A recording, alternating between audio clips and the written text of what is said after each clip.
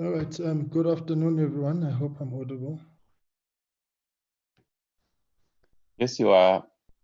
Thanks a lot, BK. Let me take this opportunity. It's 2 o'clock on the dot.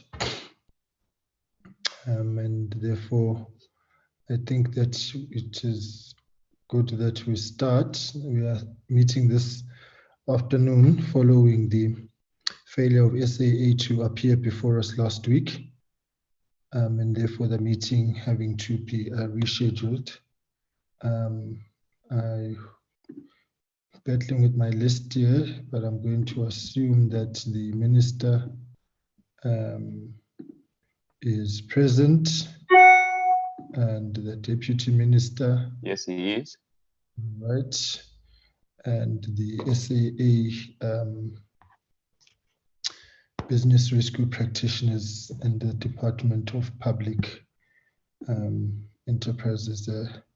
Right. Thanks, Lebo, for sending me through that list from. Right. Okay. So we've got the business rescue practitioners. The minister is also present. Right. Thanks a lot, Lebo. I want to, colleagues, thank you very much for availing yourselves for this meeting.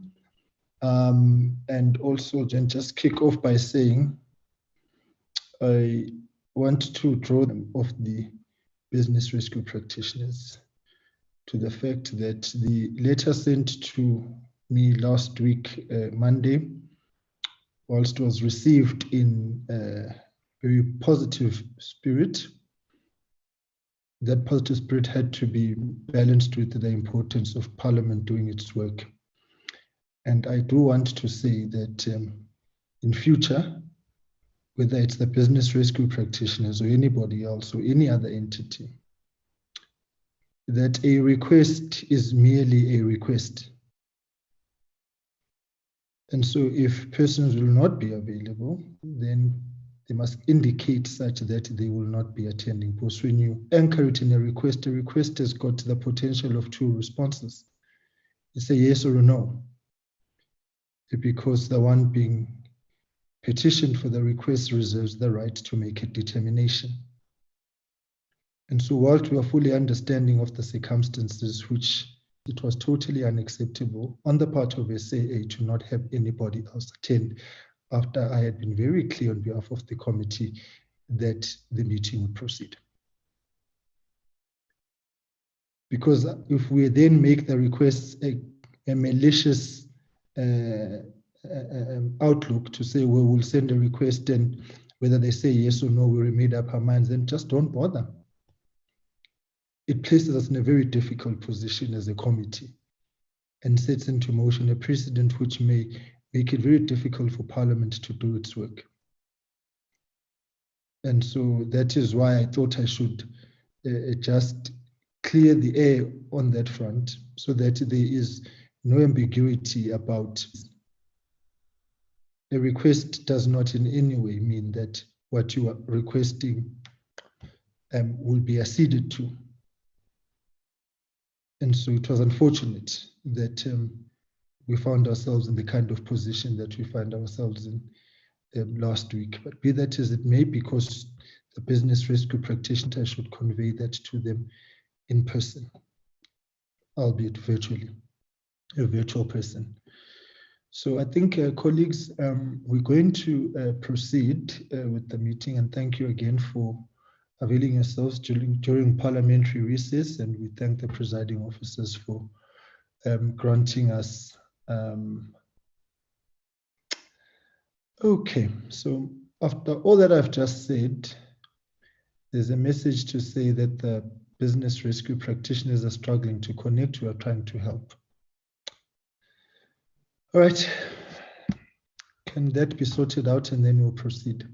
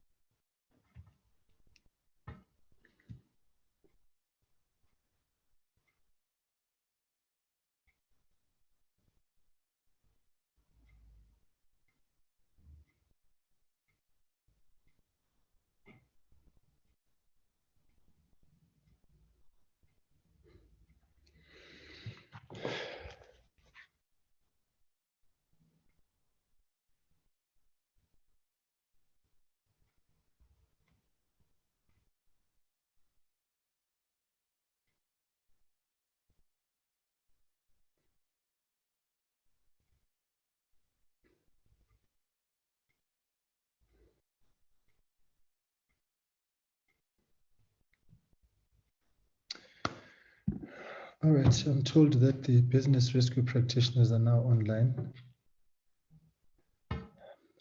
So supposing we are good to go.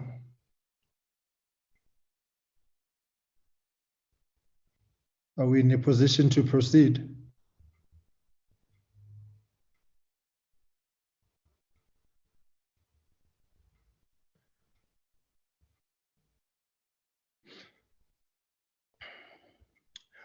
Colleagues, are we in a position to proceed? Can DPE give guidance on that one?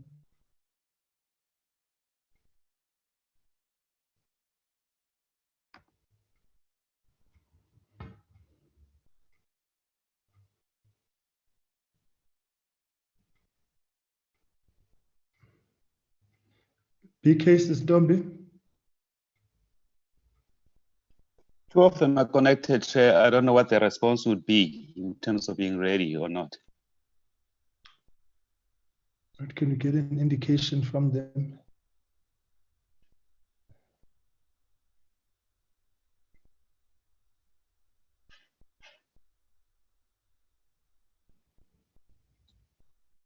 So I don't want to start and then we're told that there's another problem. Ngoba nje kahle hle mina nje umoya wami vele nje uphansi kuyo yonke lento. So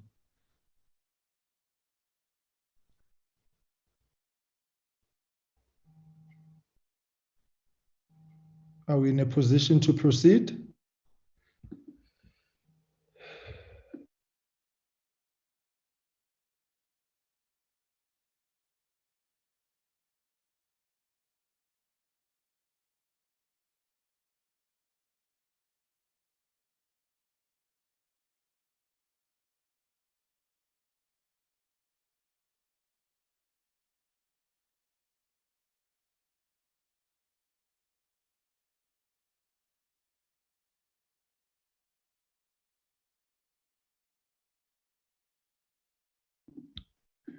All right, colleagues, I just had received a call. May we start at 3:15. I will explain the circumstances to the committee members shortly in the WhatsApp group. I mean, 2:15, so we'll take some 7-minute adjournment. Suspension. Colleagues, I will be sending you a message in the group now, and then we will start with the business rescue practitioners at 2:15. I'll send it in the form of a voice note just now.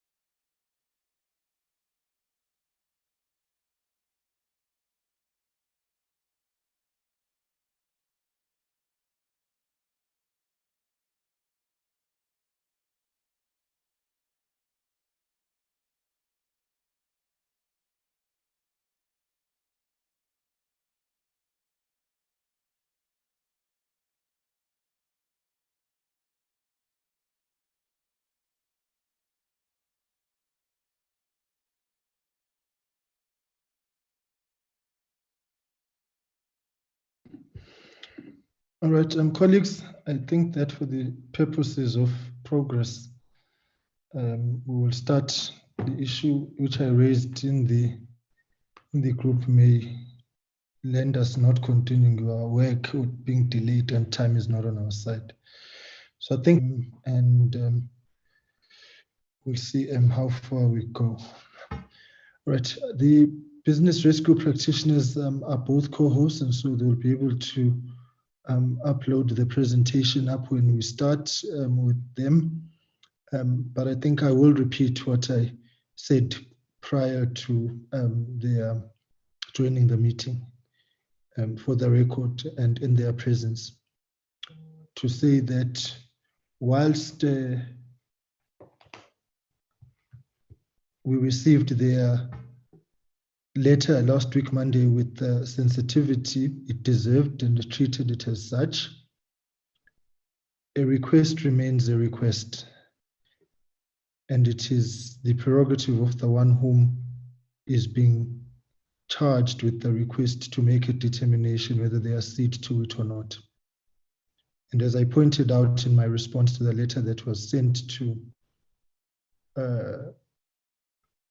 me by the business rescue practitioners, I indicated that the circumstances given to us did not in any way hinder the committee from proceeding, given that there were 2 business rescue practitioners. And therefore, for the record and to the business rescue practitioners or anybody who may want to conduct themselves in a similar fashion, it was totally unacceptable to have made a determination about presence at our meeting and disregard the response that was given. It sets a dangerous precedent for Parliament, a prerogative of those who must account and not that of Parliament. It becomes a dangerous runaway train. Because then it means that those who must account determine the rules for themselves, which is something we cannot accept. Wasting both Parliament's time and the taxpayers' money. Because every time a meeting is postponed, other work which should have been done is not done, and the taxpayers' money is wasted. And so I hope that the business rescue practitioners are very full and keen understanding that you cannot make a request and then make the determination yourself is on that. Rather be bold enough and frank enough to say we're not coming than to give us the kind of runaround which we were given last week. I will not stand for it. This committee will not stand for it. And I think that we've had difficulty at every material point interacting with the business rescue practitioners.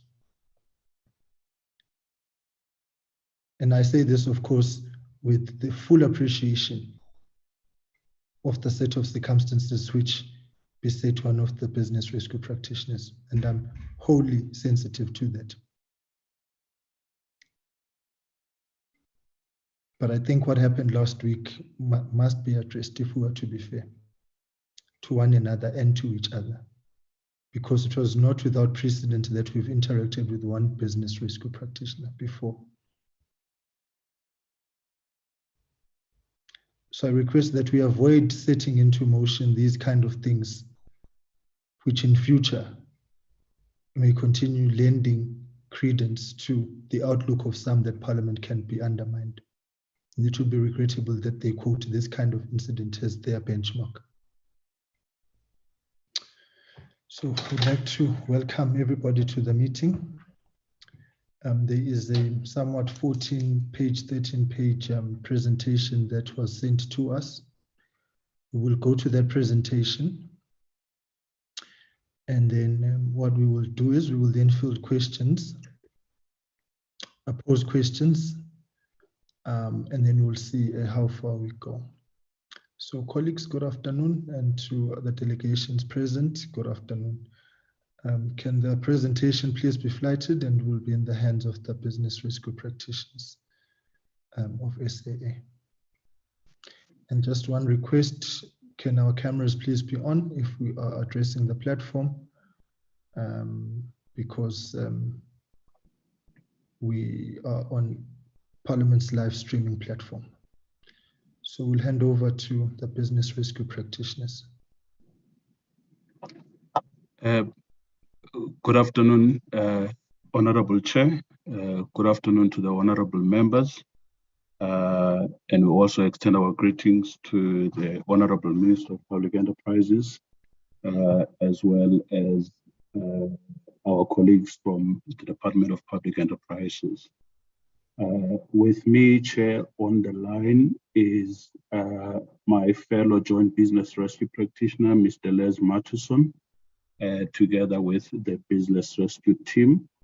And at the outset, Chair, I think it is only appropriate that as the practitioners, we first extend our apologies to you and the committee personally, and indeed accept your reprimand, and I will not repeat it, other than to add that it is certainly not the intention of the BRPs to undermine the work of the committee, which is very important work in terms of ensuring oversight and accountability by those of us who use funds that come from the public purse, and we are indeed sorry, and we can confidently say we will not seek to have a repeat of that.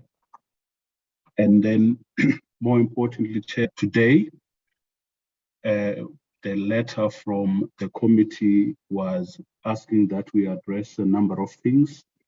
We provide a response on the Fs. We provide an update, as well as provide an update to the committee on the SIU investigations at SAA.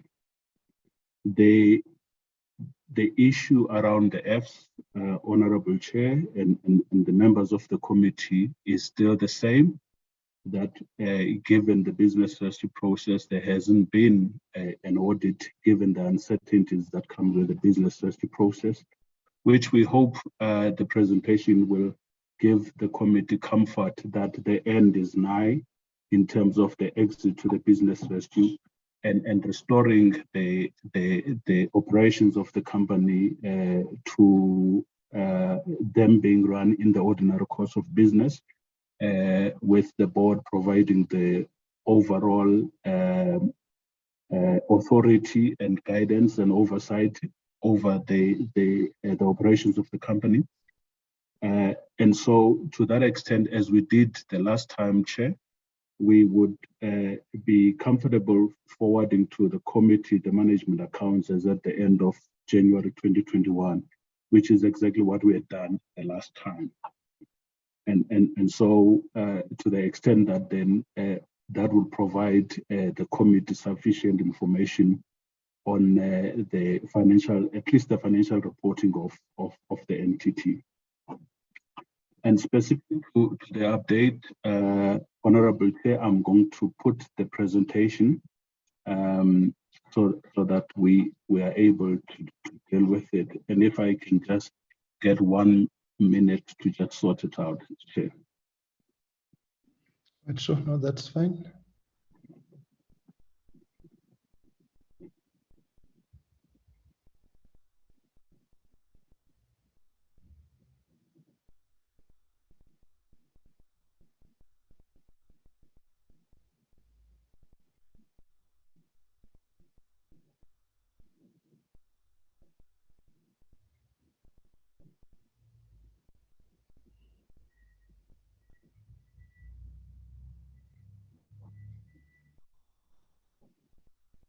And this one. But is it coming as a? There you go. Is it fine? Okay.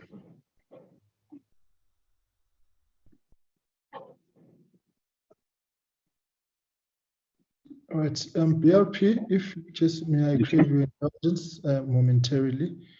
Minister Kodan, before we start, I think as we usually do, is there anything from the ministerial side which you would like to raise, and then the business rescue practitioners can then give us their update?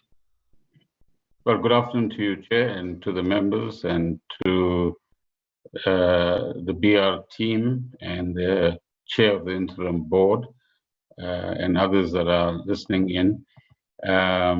Just to say that we hope that the business rescue practitioners will be able to satisfy all of the questions that you've raised.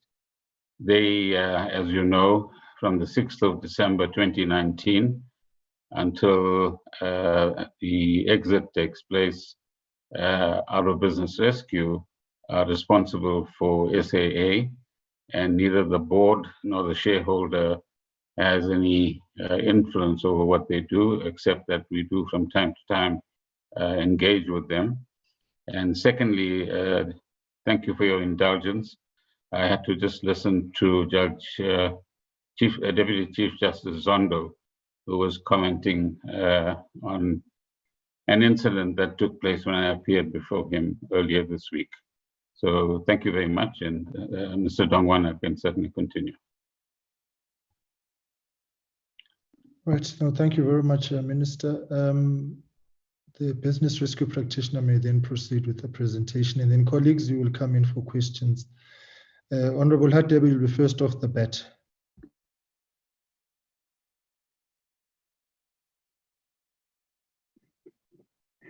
Thank you, Chair, and thank you to the Honorable Minister. In terms of the contents of the presentation, Chair and members, we would want to just provide an update on the timeline since we last appeared in front of this committee, and then more importantly, provide a breakdown of the funding that was allocated to the entity as well as outlined in the medium-term budget policy statement.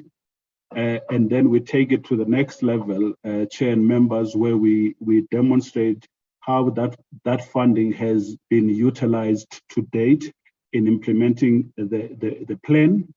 We then provide, excuse me, on an update on issues relating to employees and labor in general, particularly relating to voluntary severance packages and retrenchments, and an update on where we are with the lockout involving the members of SAPA, which is the pilots, the main or the majority union of the pilots.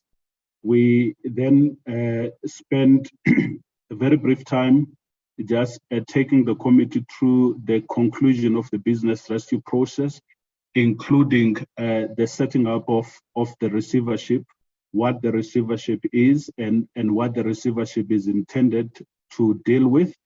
And then at the end, just provide the committee with some insight in terms of, as the Honorable Minister said, the business rescue process started on the 6th of December 2019. We are now on the 25th of March 2021. In more than a year, what has the process achieved? And without wasting time, Chair, the last time we appeared was in November, and subsequent to that, we received 1.5 billion rand of the 10.5 billion for the implementation of the business rescue plan in November, end of November. And in early December, the department appointed an interim board, as the Honorable Minister indicated in his opening remarks and welcoming the chairperson of the interim board, Mr. Klena. And as the BRPs, we engaged early on with the interim board and provided them an update on where the business rescue process is and what are the issues that lie ahead, and what is dependent on the money being received, and what are the timelines vis-a-vis the exit of the business rescue process. On the 18th of December, the company initiated a lockout of the pilots who are members of SAPA, the South African Airways Pilots Association. And that lockout comes on the back of a very lengthy period of negotiations with SAPA, and the negotiations primarily around the setting aside of the regulating agreement that has been in place for a significant period, that in our view and in the view of the company has become the proverbial millstone around the company in doing certain things, except with the express authorization or approval by SAPA. On the 20th of January 2021, the current year, we then received the second tranche of 1.3 billion.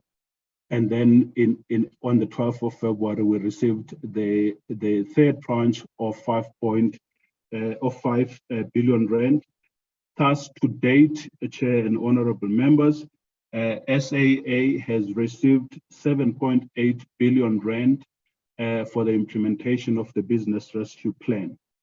It is comforting for me, given the fact that the issue of how long does a business rescue plan takes, that we believe having received 7.8 billion, we have a level of comfort that we believe the process should be coming to an end in the next few weeks once certain key activities have taken place.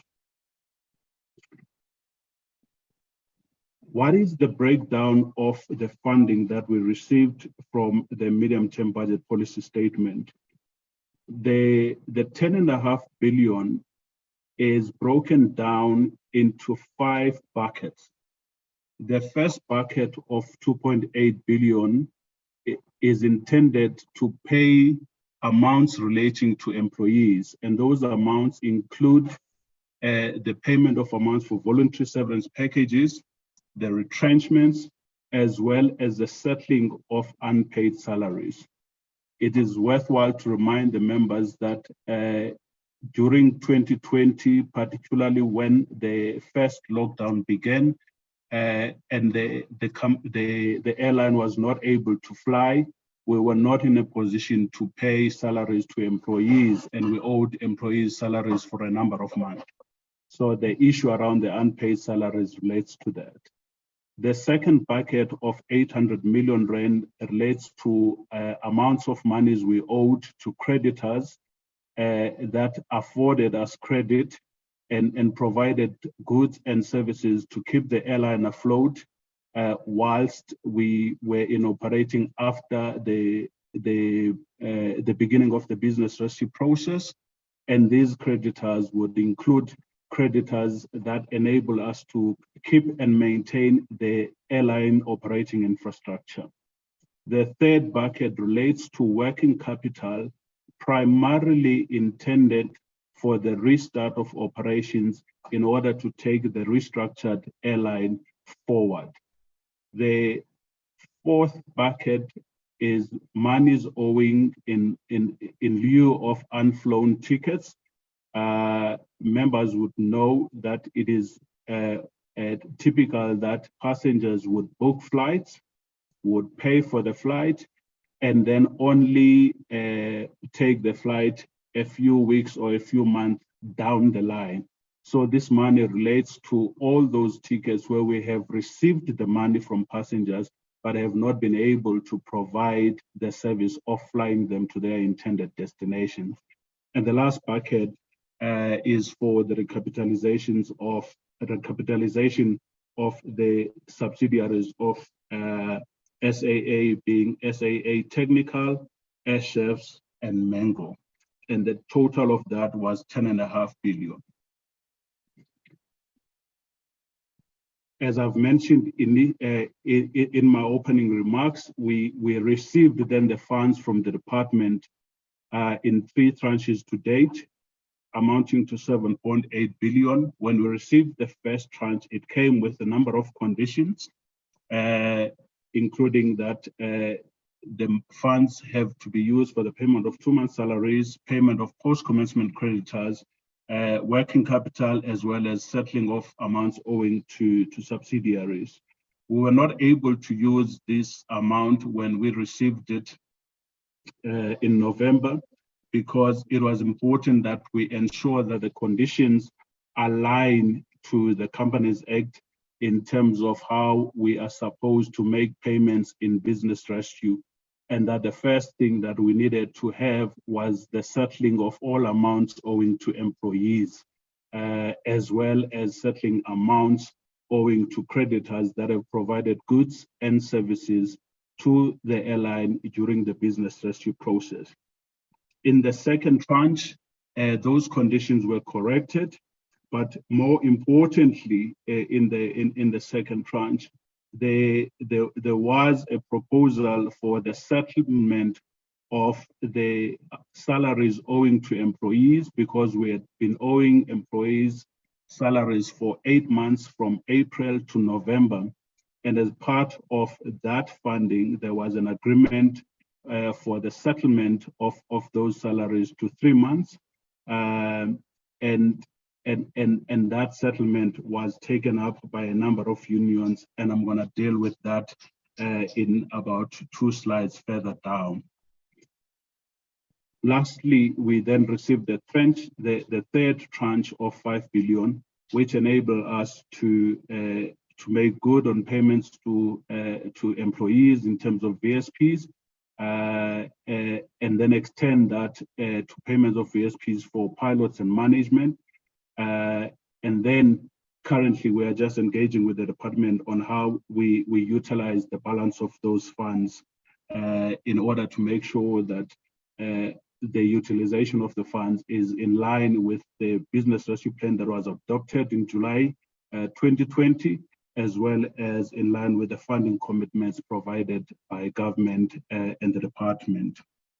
The amount that is outstanding at the moment is 2.7 billion, which relates to the recapitalization of subsidiaries. It is also important at this point to remind the committee and members that the subsidiaries are not in business rescue and that the interim board is providing oversight over the subsidiaries.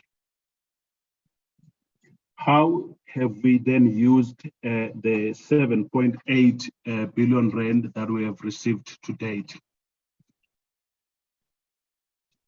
We, as I've mentioned previously, we have settled with employees on the outstanding salaries of 8 months. And in that settlement with employees, we have paid them a full and final settlement effective from the date they signed the settlement. And that full and final settlement is for 3 months. And in line with that, 3,888 employees took on the settlement, and we have since paid 360.7 million to those employees who have taken the settlement. It is also important for me to highlight at this point that not all the unions agreed on the settlement, and that in fact SACA and NUMSA launched an application that they be paid the 3 months cash. However, they are not prepared to sign the 3-month settlement, and we are happy to report that that application was dismissed in the Labour Court. In addition to settling the salaries, we have paid 1.55 billion in voluntary severance packages to 3,140 employees. There's a small number of employees that whose voluntary severance packages were deferred to the end of March. Those will be paid when these employees terminate their employment with the company at the end of this month. And the other smaller portion relates to payments that are outstanding as a consequence of some administration issues, mainly relating to tax directive for certain employees that the business rescue team, together with the finance and HR teams at SAA, are currently resolving. The third bucket, we have paid 400 million rand to post-commencement creditors. As I've mentioned previously, these are the creditors that provide goods and services to the airline. Of importance for us here is that it has been quite a lengthy and tedious process to make sure that we reconcile the amounts owing to these creditors, so that first we make sure that we're paying them the correct amount, and secondly, we ensure that the books are properly reconciled so that we do not have issues going forward, particularly once the business rescue practitioners have left or exited the airline. Finally, on the funds that we've utilized, we have paid 700 million rand in connection with unflown tickets. We have taken a decision right at the beginning of the lockdown that we prefer, and in that regard, issued travel vouchers to passengers that we were not able to fly as a consequence of the lockdowns. Those travel vouchers remain valid until February 2023. And this is just to allow for the current uncertainties associated with COVID and the lockdowns to come to an end, and so enable those passengers to make use of the travel vouchers. And the reason that we had preferred travel vouchers over providing refunds was to ensure that we are able to keep the passengers and make sure that we're able to deliver that service to the passengers when the airline restart, but at the same time recognizing the limitations of cash that we've had over the last year. At the moment, we continue to incur costs primarily for the care and maintenance of the airline, but more importantly, we want to make sure that the airline has adequate working capital to be able to restart operations when the airline is ready with that process. And this is also important for the termination of the business rescue, because there are two things that we seek to achieve in terminating the business rescue: that we restore the solvency of the airline, which means its assets must exceed its liabilities. That's the first part. The second part is that the liquidity of the airline is also restored, which means that the airline has got adequate working capital to pay its debts as they fall due. I would like now to move to the next slide, which is about an update on matters relating to employees.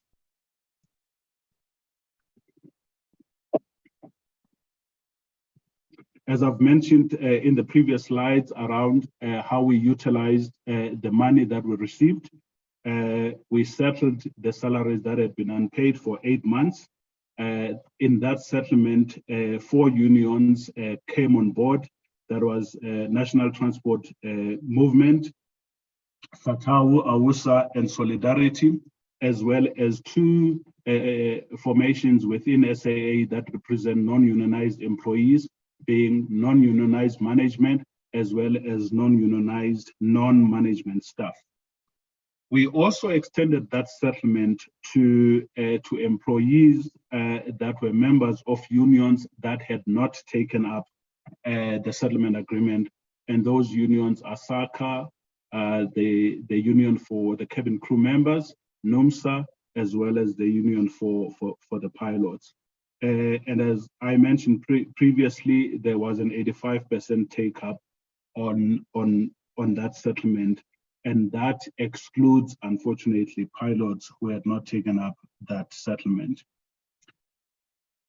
As far as VSPs are concerned, 3,246 employees took up the VSPs. We have paid and processed and exited 3,140 employees.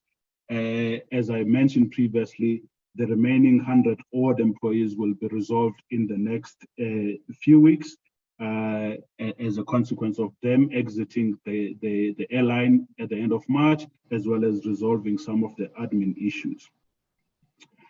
I mentioned in the earlier when we provided the timeline that on the 18th of December, the company locked out SAPA pilots. As I also mentioned at the time that SAPA is the majority pilots union, we had deadlocked in the negotiations, and the negotiations are still ongoing.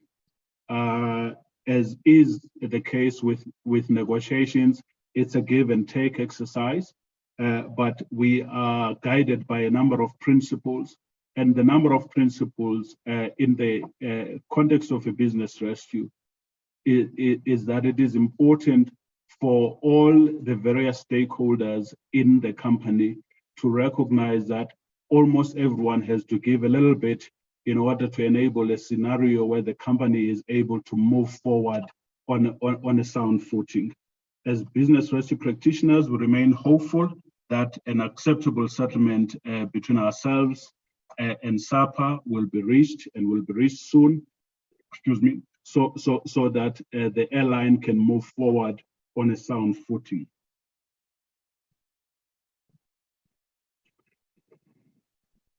On the issue of the conclusion of the business rescue process, this is, I'll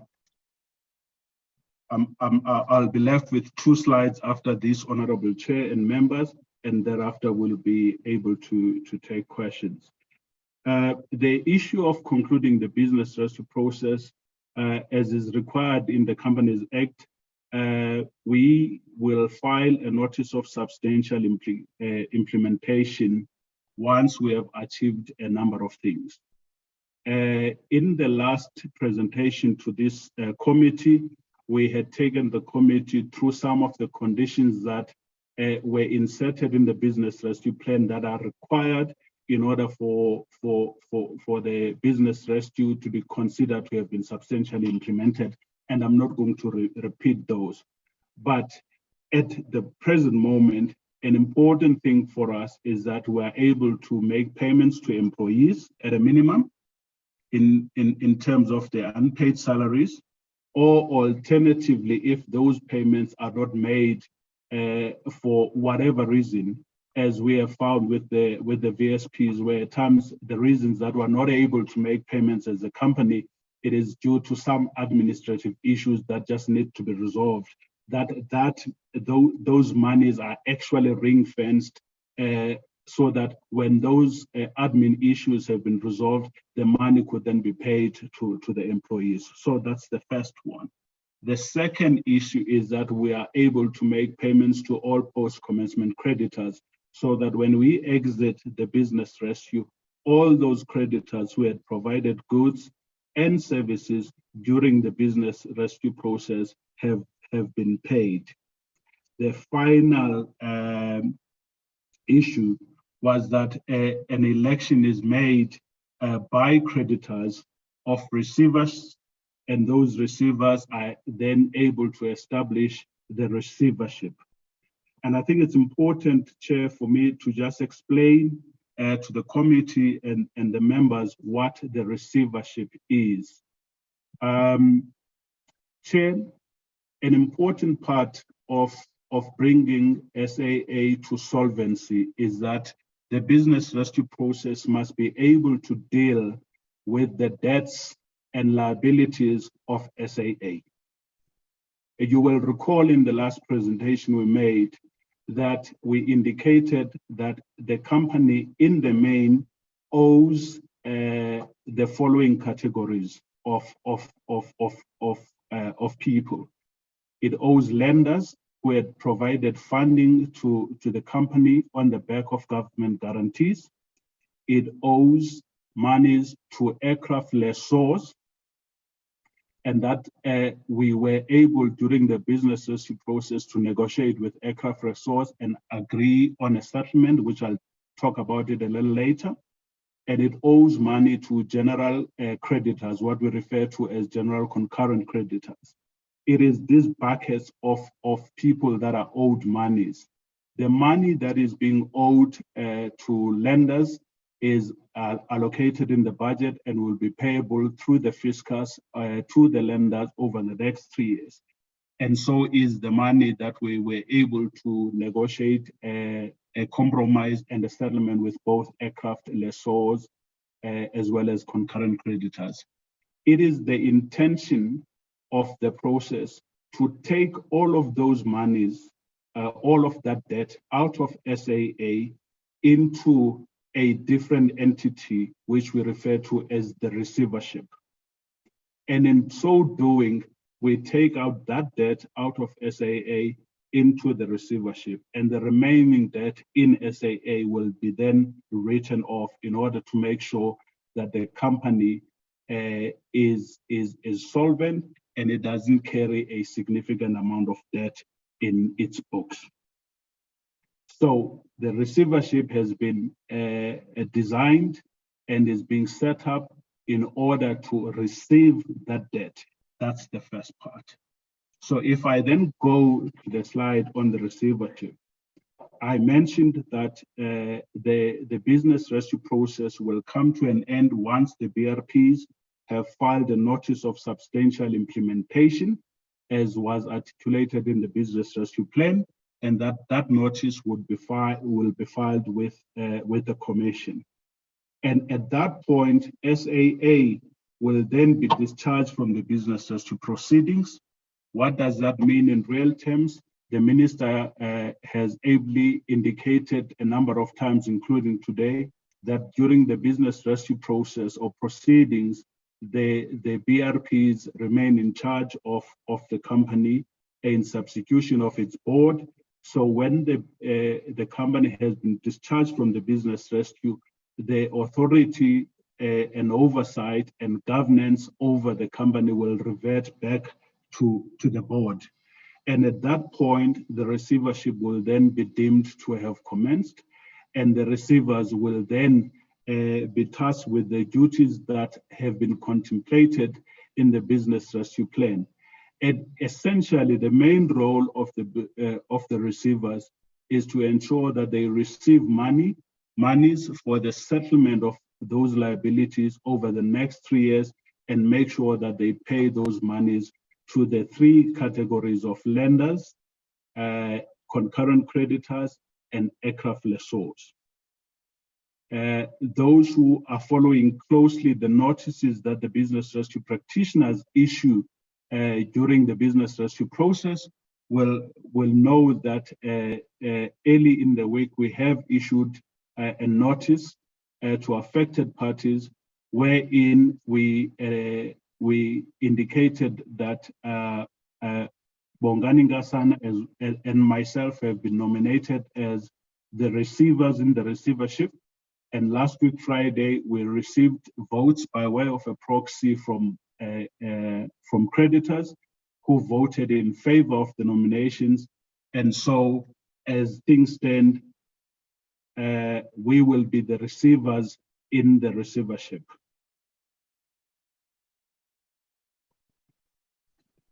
Finally, Chair and members, what has the business rescue process achieved? We believe at the point of exiting the business rescue, SAA will be transformed from being an insolvent company to a company that is both solvent and liquid, because it would have the working capital as provided in the allocation, and the monies that have been dispersed to the company by the shareholder for it to be able to pay its commitments as they fall due. Of importance to us is that the business rescue process resulted in the reduction of liabilities of the airline, liabilities as well as claims, because it is important that we remember that at the point at which certain contracts were terminated because the airline was not able to fly, the airline was liable to claims for damages and interest to those parties. And as part of a compromise that we negotiated with lessors and concurrent creditors, we were able to manage that. And the reduction in those liabilities and claims is to the tune of about 35.7 billion rand. The third and very important thing is that there was a general consensus that SAA had a significantly high number of staff relative to airlines of its size. We have now gone through a process where we reduced the airline's employees from 4,700 to approximately 1,000 through a VSP process, as well as a successful Section 189 process, which the courts confirmed that the process the BRPs undertaken was legal and in line with the Labor Relations Act. The next point is that as part of the reduction of the workforce, we are happy to say that the severance payments that were paid to employees were significantly much better than what employees would have received under a liquidation scenario. It is worthwhile to remind members in the committee that at the beginning of the business rescue process, a liquidation calculation dividend was performed by PwC, which came to a conclusion that if the airline had been liquidated at that point, there would hardly be anything available for payment to creditors as well as employees. We were able, through this process, to reduce significantly the general overheads of the airline in two ways. One, a focus on the renegotiation with suppliers to ensure that those contracts are on acceptable commercial terms, as well as revision of terms and conditions of employment in order to reduce the salary overhead. Throughout this process, we've been able to preserve the memberships that will enable the airline to continue and restart, and those include membership with IATA, the Star Alliance, among others. And ultimately, we believe on balance, we have been able to preserve the infrastructure of the airline so that the restart of the airline is not compromised. Chair, that is our update in terms of the business rescue process. And the last issue that I just want to touch on briefly, which is not on a slide, is that relating to the SIU investigations. Chair, you will remember that the SIU did a presentation to this committee on the 3rd of March, and in that presentation, it provided the committee with a report on the investigations on SAA. We have circulated that report with the committee. The two issues that we would like to touch on as a business rescue practitioners are the following two rather. One is the issue relating to McKinsey wishing to reimburse a number of SOEs for the funds that they have received in lieu of fees. We are just happy to say that as SAA, we have contributed and continue to provide the necessary information to the SIU so that they can continue with that process, and to the extent necessary, that which is due to SAA will be received by SAA. And the second one is an investigation that is currently ongoing involving work that was provided for legal services through a panel. We received an interim report from the SIU where they recommended that the individual involved be suspended pending the finalization of those investigations. That individual was suspended. More importantly, though, is that the individual had applied for a VSP and we withheld that VSP. And so it's also important at this point to just correct a misstatement during that SIU presentation, that actually that individual did not resign, as was mentioned. That individual remains in the employ of SAA. We have not provided that individual with the benefit of a VSP until the investigations by the SIU are completed, and therefore, based on those investigations, the company will then act on the recommendations from the SIU. Chair, I would like to thank you for providing us with this opportunity, and we will be guided by you on how we proceed. Thank you. All right, no, thank you very much for that. Colleagues, is Honorable Hadebe online? Okay, he has not been able to join us. He's got connectivity problems. All right, let us get the first questions. Honorable Liz, you'll be first off the bat.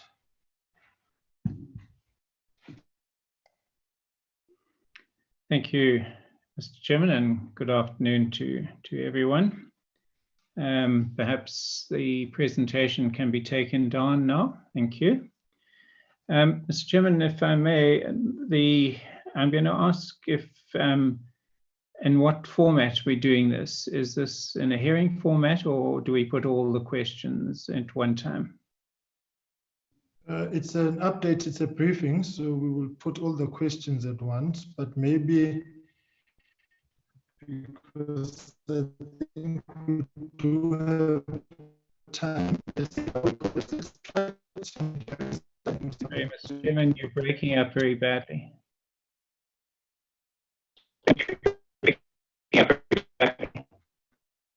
I'm saying You're breaking up still, Mr. Chairman.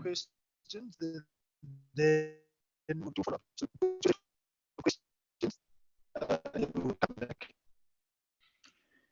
Mr. Chairman, I don't know that whether others heard you, but I'm afraid I couldn't make out what you're saying. But I did get the beginning that it's not a hearing as such. So we need to put all the questions. I hope that's what you were saying. Is that correct?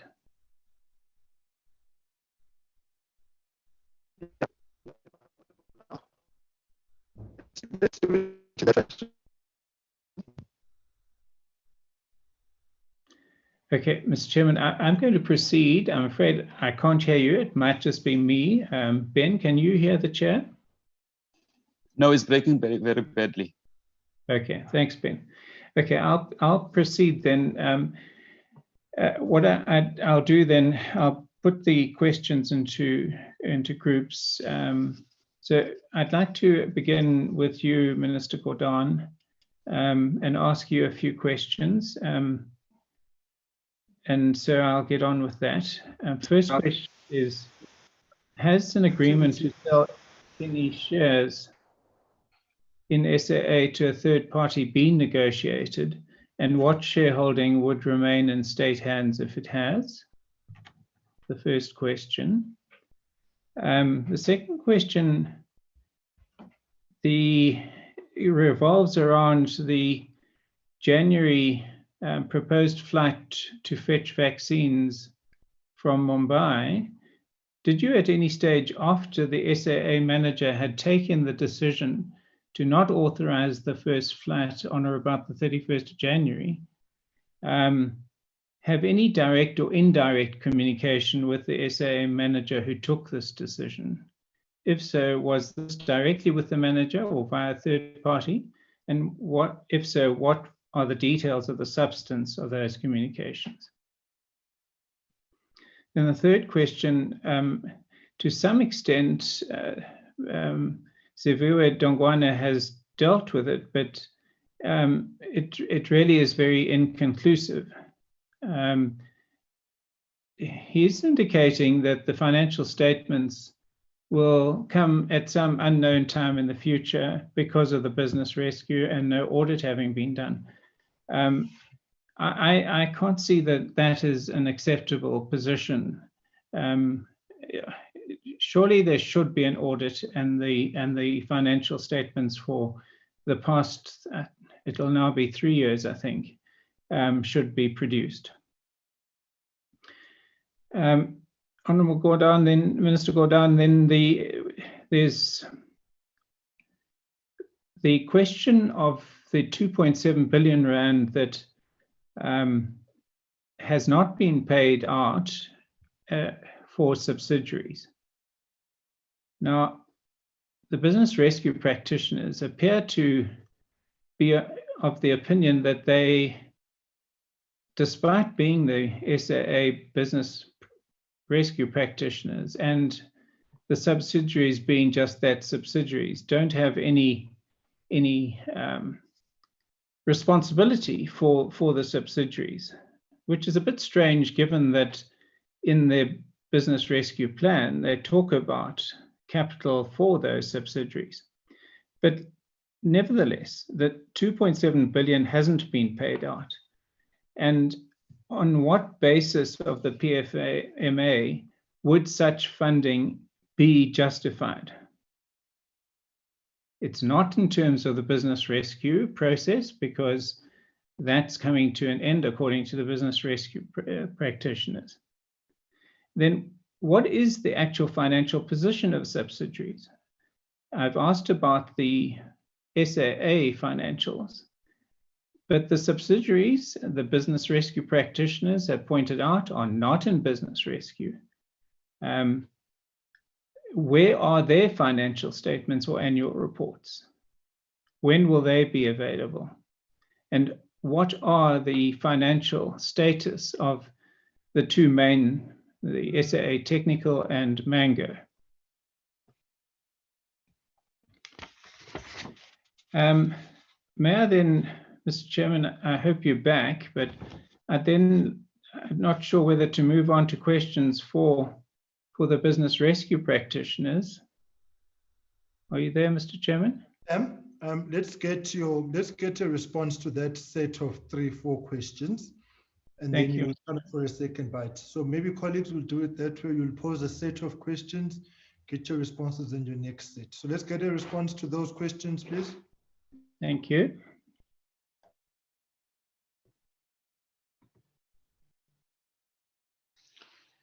Thank you, Chair and Mr. Lees.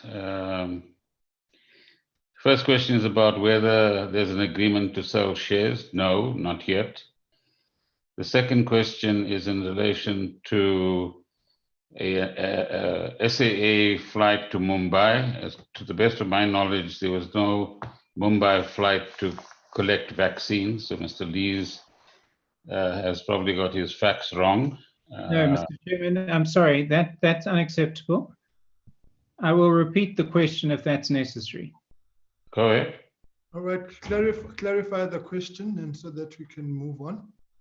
The question was the flight that did not take place was stopped by an SAA manager. My question to you was whether or not you had, Honorable Gordon, had any communication either directly or indirectly with the SAA manager who had stopped that flight from taking place.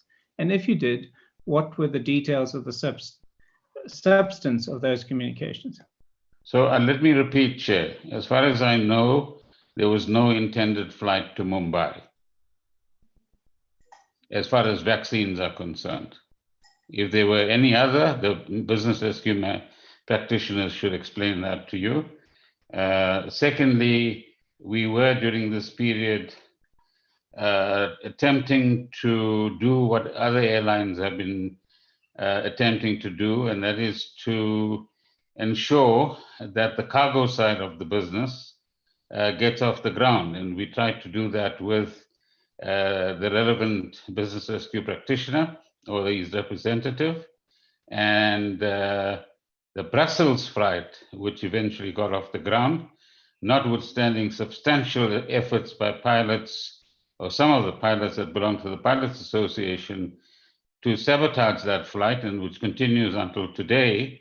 Eventually, with the consent of the Civil Aviation Authority, that flight did take off, and there were discussions between DPE and the relevant people involved on the SAA side. But if you have the name of a particular manager, you can let me have that, and that we can then answer more specifically. Secondly, or thirdly, excuse me, on the question of the financial statements, we had recent interactions with the Auditor General, who said that given the business rescue status of the airline, they had not conducted any audits. So we'll have to go back to the Auditor General and find out that once the airline is out of business rescue, what is the process to be actually followed. So I'm not au fait with the details in that particular regard.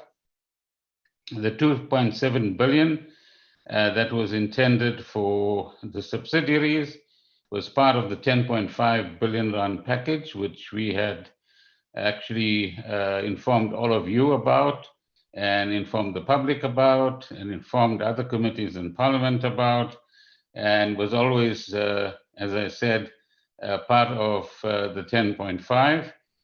So whilst the subsidiaries were not part and not under business rescue themselves, the group was impacted by the major component within the group, which is SAA, the airline.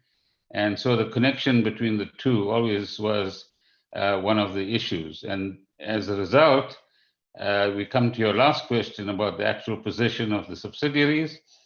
We've also been saying for some time that SAAT, that's SAA Technical, is also in need of restructuring in order that it can find its feet, and is also the target, if you like, of several expressions of interest by potential partners or people who want to acquire it. So we were to give some attention to that once that money is actually available. Mango, on the other hand, is flying at the moment, but it's got its own challenges in relation to creditors. But subsidiaries don't in their own right produce their annual reports and financial statements. That's normally done as a group. So once we've consulted with the Auditor General, we'll let SCOPA know about how we intend to deal, or how SAA intends to deal with the questions around the annual reports and the financial statements and the audits that are necessary for those purposes. Thank you, Chair. All right. No, thank you very much. Honorable List, you'll come in and then you will do a follow-up to your questions, and then we'll take the next set. Minister, we want SAA to be functional so that we can go to the nice destinations which are your background. Let's all hope for that. All right, Honorable Liz, over to you. I thought I'll compete with Honorable Liz, you see. He looks very static and unexciting, you know. He's at work. Nice one. All right, Honorable Liz, your second tranche of questions, and then we'll move on, colleagues, to... All right. Thanks. Thank you, Mr. Chairman. I'm rather pleased that Honourable Gordon has clarified for me, because I thought he was actually on holiday at Mauritius somewhere. So I'm pleased to hear it's just a background. It's the Bahamas, actually, not Mauritius. Oh, the Bahamas. But there's no SAA to fly you there. All right, Mr. Chairman, may I now just ask some questions of the business rescue practitioners? I'm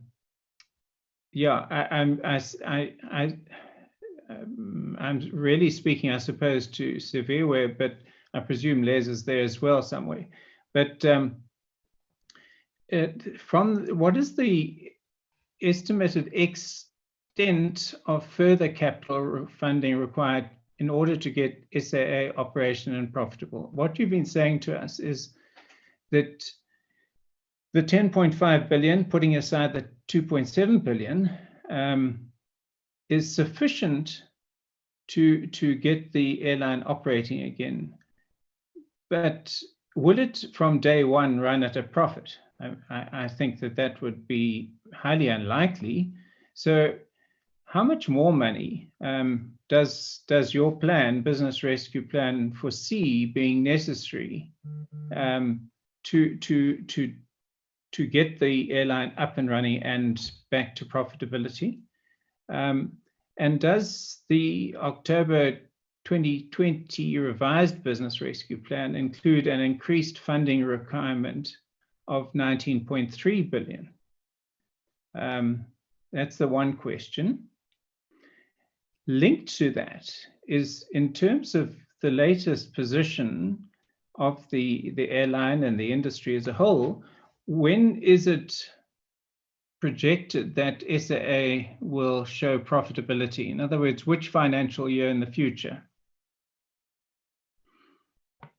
Okay, Mr. Chairman, you've dealt at some length about the non-appearance of the business rescue practitioners and the SAA board at the last meeting. But yeah, I think I'm going to leave that question for now, but the point I was going to make, Mr. Chairman, is that the business rescue practitioners chose not to attend our meeting on Tuesday last week. And yet, 2 days later, they were able to produce a report to the public, so-called affected persons, that is some 24 pages long, a great deal more detail than the BRPs have chosen to give to this committee of Parliament today. And so to me, it's just another indication of the dereliction on the part of the BRPs and the contempt they appear to hold for Parliament. But I'll move on, and there's no question there. Mr. Chairman, the next question is regard to the SAA flights to and from Brussels to collect the COVID-19 vaccines on or about the 24th of February 2021. The first question is, what were the total costs of the flights to and from Brussels, and who paid for these flights? What were the total costs of the flights and who paid for the flights? The official from the DPE made a public statement as apparently that there was commercial cargo carried on those flights. Please, can we be told whether or not that was the case, and if so, what was the cargo? And that's question 2. Question 3, the departure of the flight was delayed or cancelled, and apparently the CAA was blamed for that. What was the cause of that delay? That was the next question. Mr. Chairman, the next question deals with a public statement, quite an angrily worded public statement issued by the BRPs yesterday. In that statement, you indicated that the incident, and I'm referring now to the so-called Alpha Floor incident, is currently being investigated. And yet you also state that SAA can confirm that the occurrence of a pending Alpha Floor was signaled, and the pilots identified the symptoms prior to an impending Alpha Floor and took appropriate corrective action. And you say it was the appropriate actions of the flight crew that prevented any further warnings. Now, as the investigations have apparently barely got off the ground, on what basis did you make these public statements of fact that have yet to be established? 2, are you licensed and qualified to make the above-mentioned statements? And 3, did or did not an Alpha Floor incident occur? Because your statement seems to indicate it didn't occur, it was pending. Did it or did it not occur?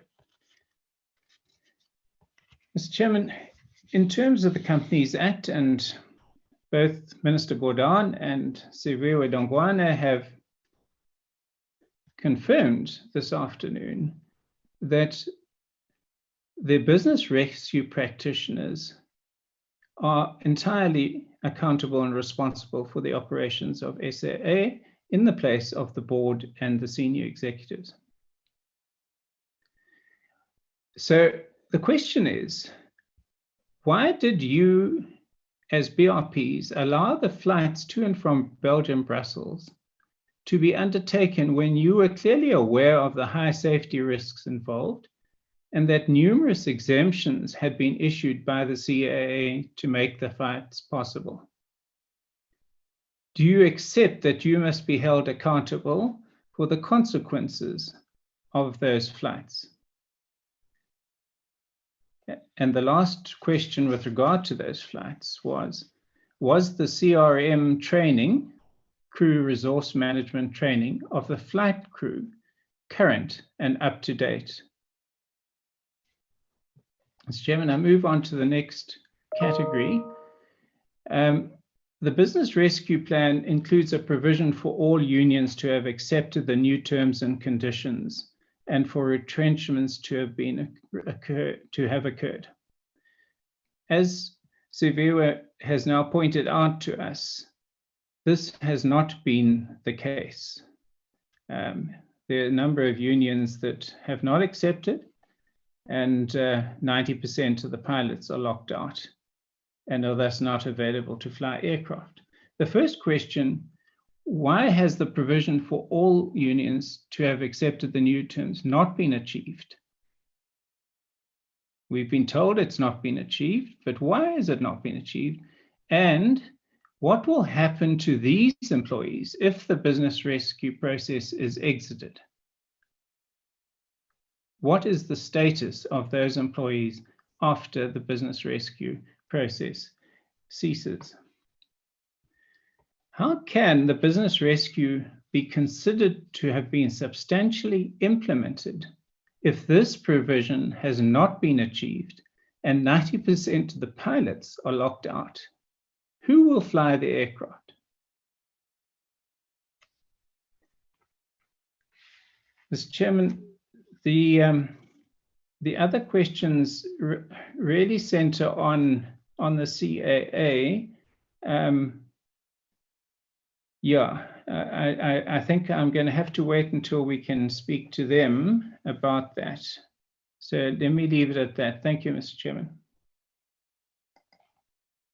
All right. Thanks, Honorable Liz. Can we get those responses, please? Chairperson, can I come in for a moment, please? Go ahead. So on the first issue that Mr. Lees raises, further capital funding, I think these sorts of questions have created a lot of confusion in the public mind. So it's important that we clarify it. The first point I want to make is that we've always said, and that has been the mandate from government, that government will take responsibility for all restructuring costs. Secondly, there might be some money made available in the 10.5 for, that's what we used to call interim flying. And that thirdly, the fiscus will not make any contribution in the future.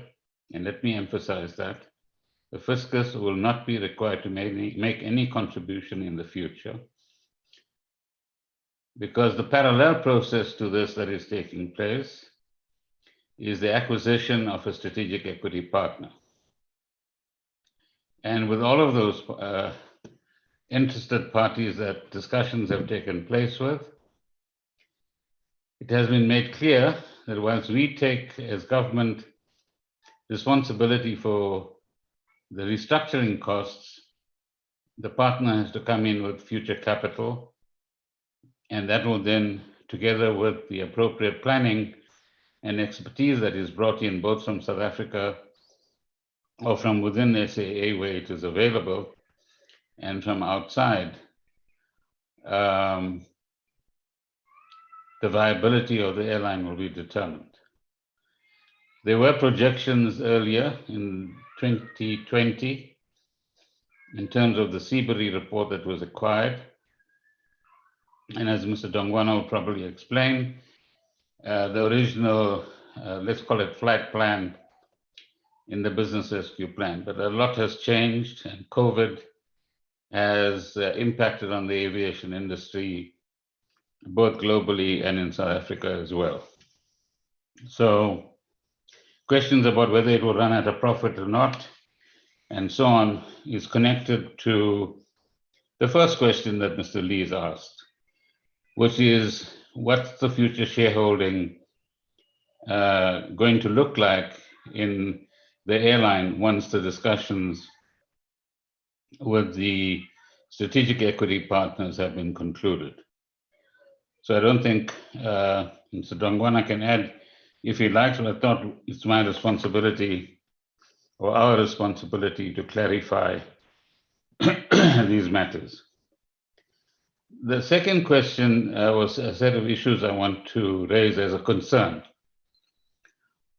I'm not sure if we are here to answer questions that the Pilots Association is feeding to one or other party.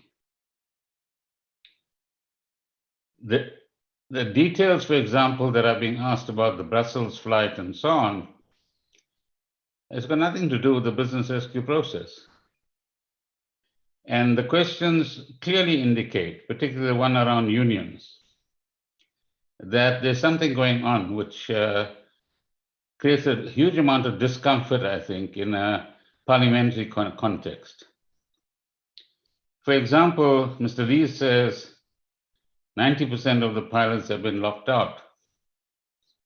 But I'm not sure if the committee is aware that a substantial number of pilots have left the original Pilots Association, have joined a new association under the labor organization called NTM, which has now created a pilots, let's call it wing or association. And those pilots are available to fly, provided that the requirements of the CAA are met. But the committee should also know, if you want to go into this level of detail, and I referred to this earlier on, that members of the Pilots Association, as I said earlier, are doing everything possible and ultimately to their own detriment to sabotage SAA from getting off the ground, particularly because some of them run the training section within SAA and keep postponing training that can easily be done fairly quickly in order that pilots are up to date in terms of whatever the regulatory requirements are. So I'd like you, Chair, to take this into consideration, because I don't think that the committee members should be lobbied by external forces. If there are questions that the pilots want to put, they must put them to us, and then we'll answer them. But what the Pilots Association and its leadership is doing at the moment is highly detrimental to what we want to achieve as government, which is get a successful airline off the ground. Thank you very much. Right. I fully understand that these matters are highly complex, technical, and political. But I think, Minister, let us, whilst your concerns may be valid from the vantage point from which you sit, and on the basis of the information before you, I would suggest, though, that we do not venture down casting aspersions on members or on the committee, because when words like lobbied are used, that muddies the waters. And so whilst your concerns on the issues that are taking place on a daily basis as you interact with them may be valid, I don't think the characterization of the questions to the extent to which you have can be sustained. Chair, may I respond, please? Yes, Minister. No, I think if I haven't been understood clearly, let me explain. I said the concern would be if there was lobbying taking place. And that's what I'm raising as a concern, because I think that members of parliament would want to be outside of any lobbying process and objectively raise whatever the concerns are that they have out of observations of numbers or narratives that are actually produced. So that's my concern. But it's a subject for another day.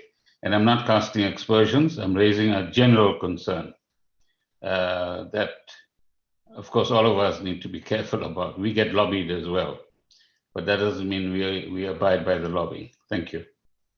No, it's fine. I think we are saying one and the same thing, Minister.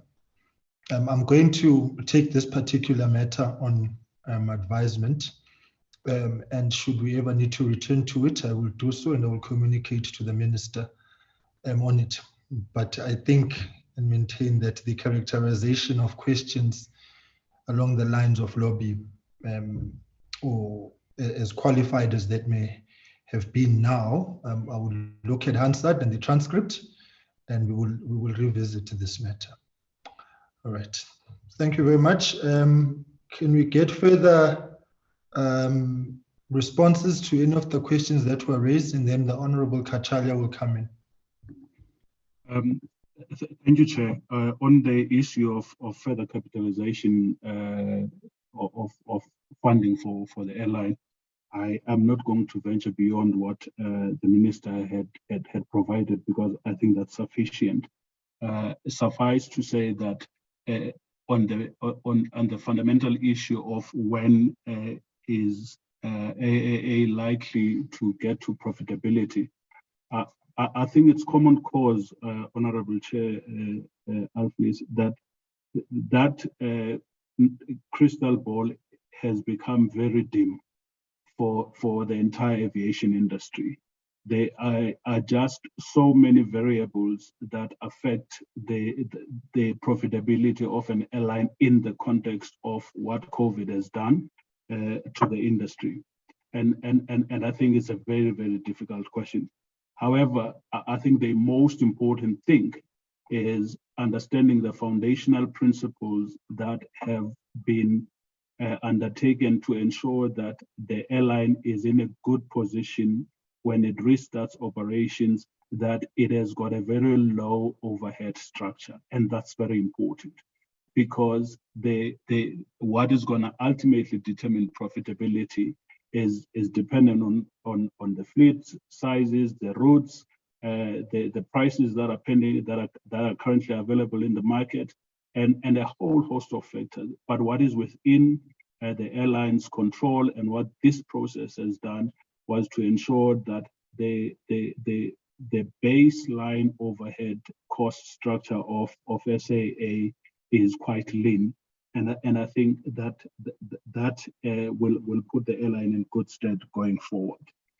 On the issue regarding the flight on the 24th of Feb, again, there's another principle that we have adopted as the practitioners in line with the operations, that to the extent that there are opportunities for the airline to make quick gains from opportunities that arise in the cargo space, the airline would most certainly take those opportunities, particularly where the profitability is ensured.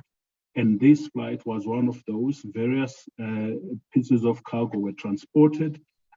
What we are not comfortable disclosing, though, to the committee, beyond saying that the flight was profitable, is the cost, because that's competitive information, and we're operating in a space where everyone is trying to get the business. And I don't think it would be wise for us to put ourselves at a disadvantage by sharing our cost structure. And I would ask the committee to indulge us on that one. Suffice to say that we ran that flight at a profit, as we do all the various cargo and repatriation flights that we've ran throughout the lockdown period. Even for the repatriation of foreigners that were in the country, notwithstanding the fact that we were not seeking to make a profit out of those flights, but at the minimum, we wanted to ensure that at least those flights are cost neutral, because those were humane, they were driven primarily by the humane factor. On the issue of the investigations, but just 1 second, BRP, is that a point of order? Mr. Chairman, yeah, I think that there might have been my use of the word costs was probably being misunderstood. What we are asking is whoever commissioned the flights, what were they charged? How much did it cost the customer? In other words, the selling price. That is not a question that is in the realm of competitive information.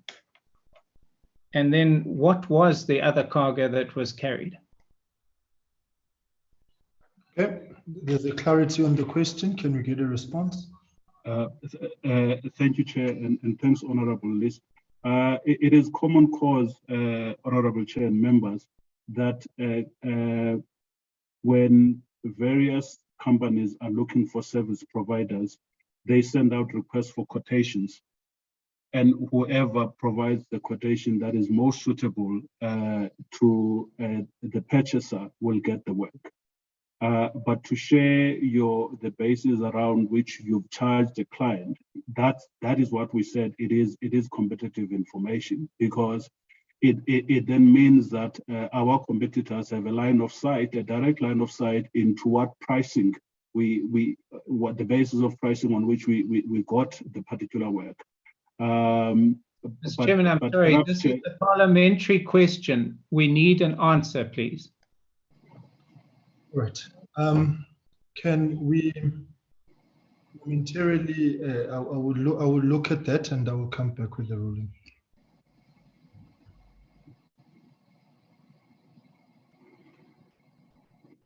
All right. Thanks, Chair. And so on the issue around the statement, Honourable Chair and members, you would appreciate that there is an SAA safety department that has been looking into the matter and is launching has launched the investigation in parallel to the investigation that is also going on with the Civil Aviation Authority.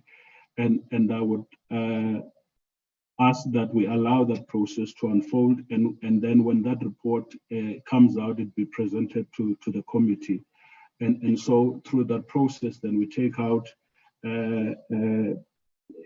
any issues around this process to only what is factually picked up and investigated, and the report thereon has been provided. The new terms and conditions have been accepted broadly by all the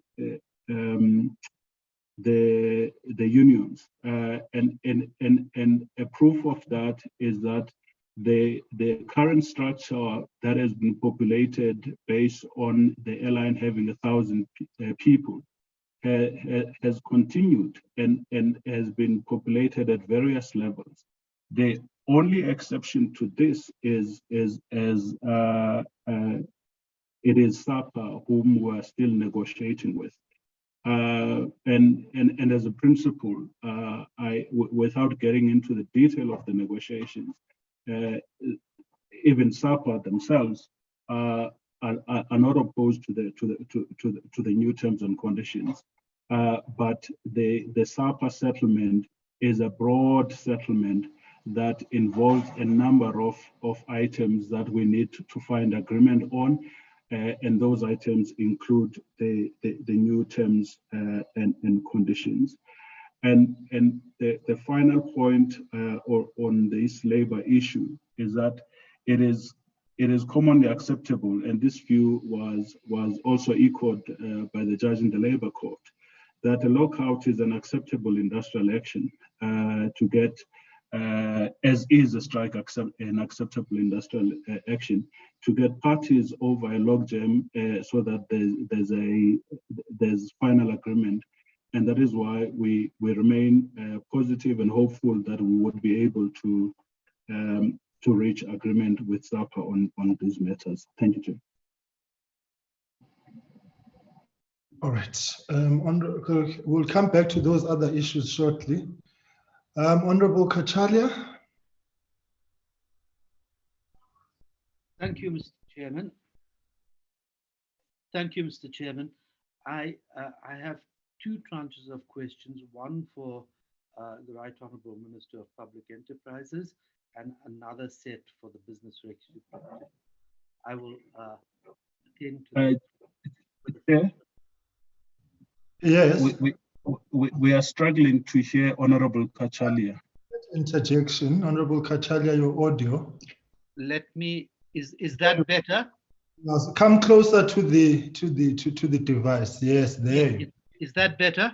Yes, Honourable Kachalia, that's much better. Thank you. Right. So I'll begin with my first tranche of questions, which are for the Right Honourable Minister of Public Enterprises, Praveen Gordhan. The first question is, what are the names of private equity partners for SAA who have been in discussions with yourself, sir, the DPE, SAA, the BRPs, or any other connected and affected persons?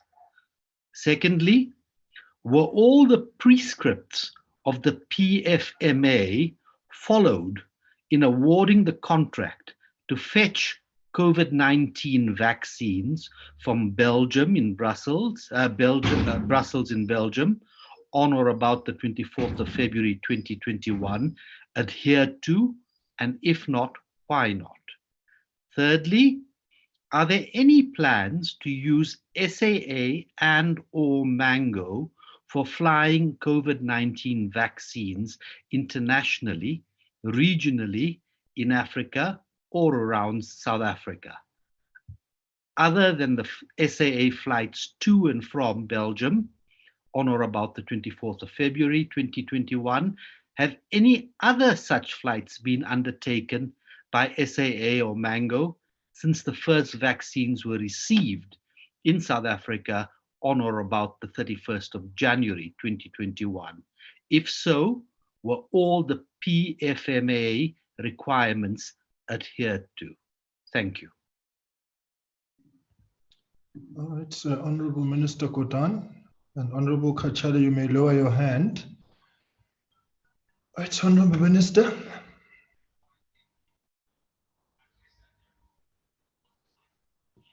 So I'm back from the Bahamas, Chairperson. Disappointed. No, Mr. Lees was getting jealous, you see, so. Very jealous. And I don't know which airline you took. That's the secret factor. I did not know the Concorde was back. All right, Minister, you may proceed.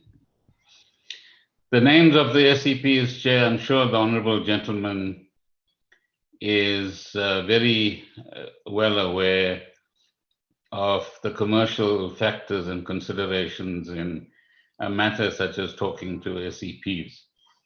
So all of that detail will be released when the process is completed.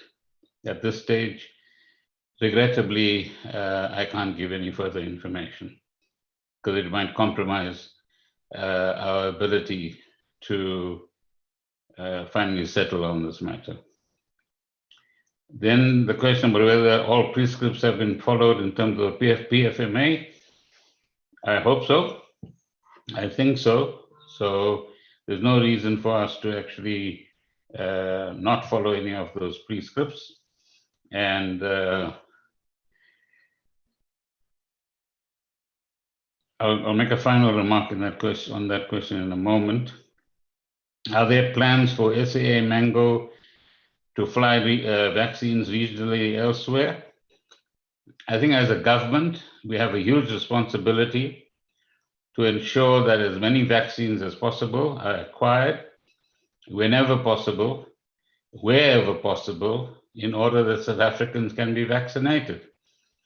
And if SAA, as a state-owned entity, can provide those services and is asked by government to do so and is capable of doing so, it must do so.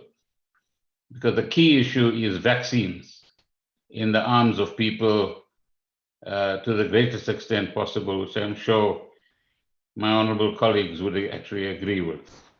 So there might well be further requests from government, and this is now talking from a vaccine point of view, not as the minister responsible for SAA.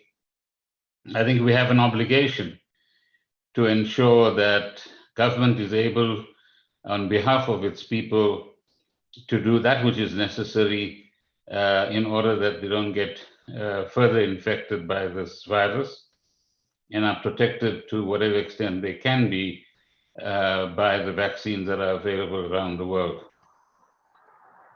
And if in the bargain, this assists SAA to actually utilize and materialize the huge potential there is for providing cargo services, that is something I've learned in the recent past, then certainly as many flights as are necessary should be undertaken on behalf of government as a government-owned entity at this point in time. So that's all I have to say, Chair. Thank you. Chair, in respect of my questions, I wish to just clarify something as a point of clarification with the Minister, if you'll allow me. My clarification that's required, sorry, my video is off. My clarification that's required is that in respect of my first question, the Minister says that he refuses or he cannot provide the names because that will compromise the commercial sensitivities. Secondly, he's in response to the second question, his answer is that he hopes that the PFMA was followed. And in respect of the third question, there's no answer to my final line of my question as to whether all PFMA requirements were adhered to. Is that the case? As far as I know, they were, Chair. To the extent that it actually applies to a government-owned entity. All right, let's do this. The interim board is here as the accounting authority, and the DG of the department is here. These are not ministerial functions in any case. So I think that we must not personalize the questions, but subject them to the process in which they are supposed to follow. The persons who are implementing are present, and so the question is simple. Have you followed the PFMA prescripts in any activity or process that you have, which is insofar as procurement is concerned? And then yes or no, and we will await the audit outcomes of the ongoing audits insofar as PPE procurement is concerned. So I think... the Chair, if I can just... sorry, once you finished. No, I was done. No, actually, you've helped Mr. Kachalia because, you know, the PFMA is a huge tome. So I think which particular aspect is he referring to? But you've added the word procurement to probably help to clarify his question. Yeah, I was... The word procurement wasn't in his question. I hope I've captured him correctly. Honorable Kachalia? Yes, in terms of procurement and in terms of delivery. Okay, procurement and delivery. All right, the board will come to the board, and the DG of the department is here as well. All right. Are there any other further comments or questions on the questions, the first tranche, and then we'll move on to the second one?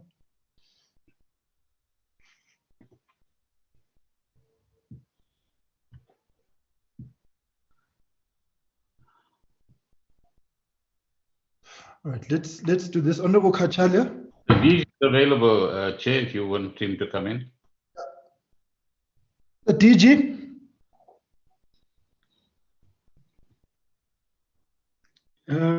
Yeah, good afternoon, Chair, and good afternoon to the members and the Minister and the colleagues that are on the line. Chair, the process of assisting with the COVID-19 effort has been obviously overseen by the NCCC, and on the DG side, there is an adjoint body that oversees this.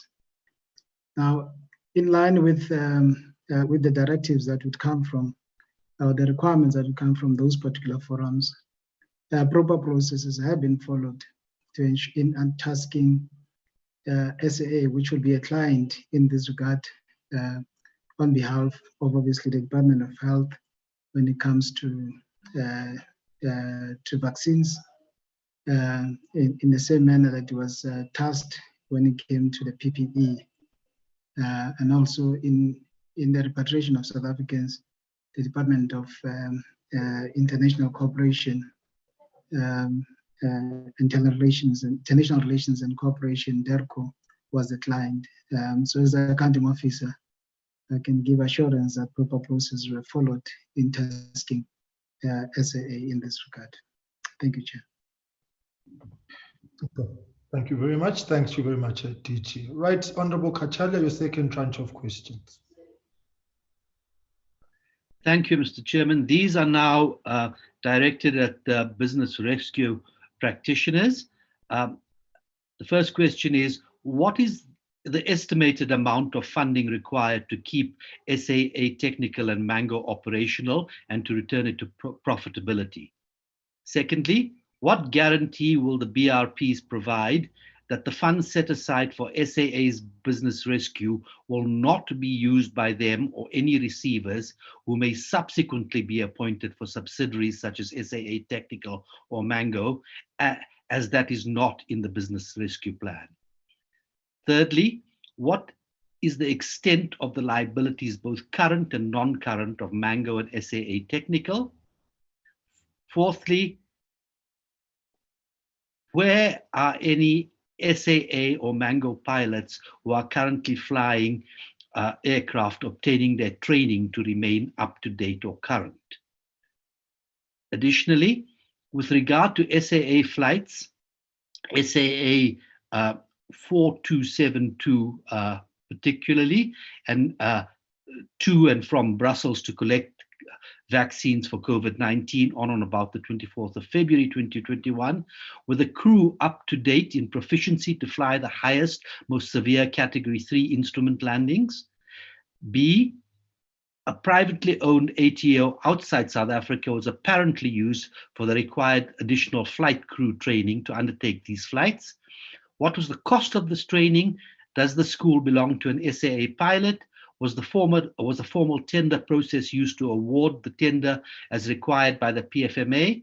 Will any failure to adhere to the PFMA be investigated and the relevant persons responsible held accountable?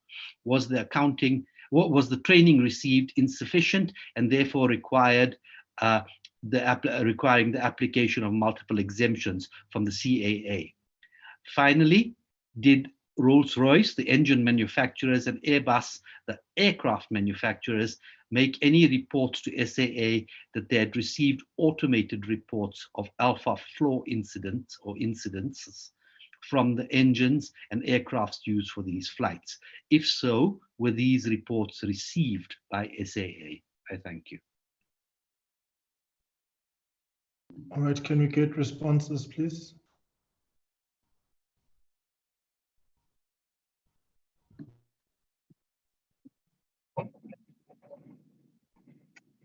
Thank you, Chair. Chair, on the questions relating to Mango and SAT, which is question 1 and 3 about the amount required for Mango and SAT, as well as liabilities of Mango and SAT,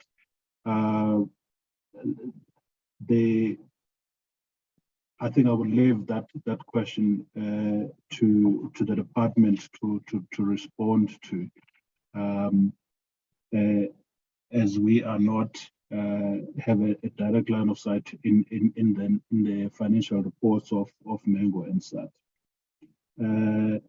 With regard to the funds set aside for the implementation of the business rescue and ensuring that the funds are used for the purpose they are designated for, Honorable Kachalia, there are a number of processes that are in place.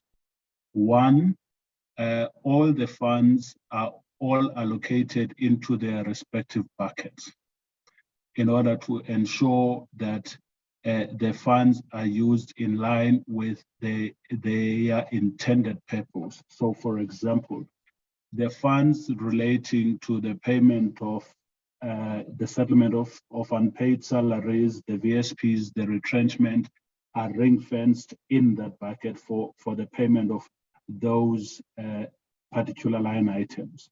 And so are the funds for unflown ticket liability, the funds for the payment of post-commencement creditors, etc., etc. However, there's an important override that there are funds for the working capital of the airline, and those funds for the working capital of the airline fund the current operations of the airline. And that's important. The second and most important point relating to the funds is that the receivership has been established specifically to receive funds that will be used to discharge our obligations to lenders, aircraft lessors, and general concurrent creditors in line with the plan, so that those funds are also used for the purposes that they are intended for, and that's very important. Currently, I will also not respond to where the pilots from Mango are obtaining their training, but as far as the SAA pilots are concerned, when we undertook that flight, yes, we did procure the services of the flight training school. That procurement was in line with the PFMA, and Honorable Chair will be more than happy to provide full answers in writing on this one as well. The pilot is not linked to SAA, but or rather the owner of the school is not linked to SAA, but is an ex-pilot, which is why he's able to run a training school. However, we have subsequently ceased from procuring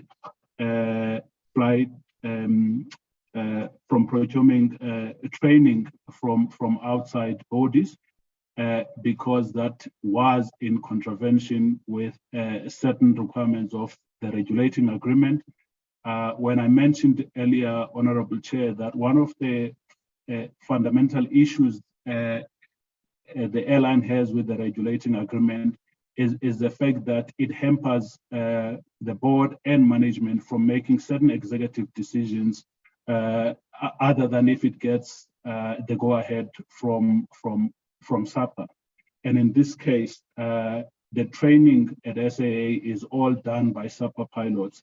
And to the extent that SAPA pilots and SAPA are not willing to consent to the airline procuring those services outside of SAPA during the period of a lockout, then the airline is not in a position to do so. Those and then the last question from Honorable Kachalia was the matter relating to whether or not any reports were received from Airbus. I am aware that reports have been received from Airbus, but I'm also willing to have that matter confirmed in writing once we have also engaged with SAA Safety Department, just to make sure that our response is appropriate. Thank you. Chair, again for clarification, am I correct in understanding that the BRPs have no line of sight into the funding or liabilities, current and non-current, of Mango and SAA Technical? And if that is incorrect, if they do, why is this question not being answered and being fielded to the DPE? Thank you. All right, can you clarify the nature of your response, Mr. Business Rescue Practitioner?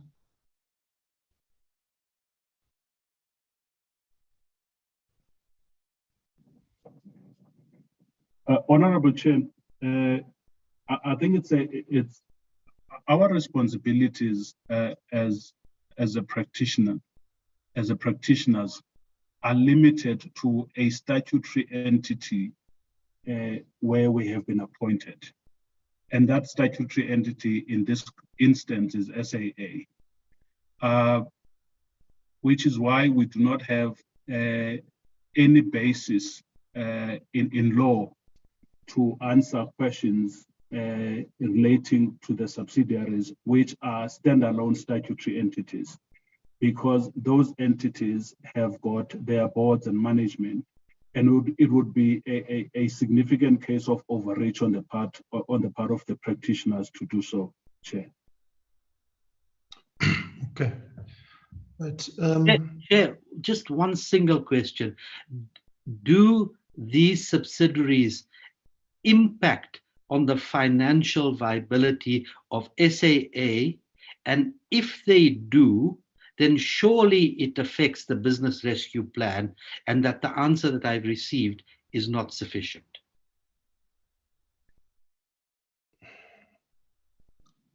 All right.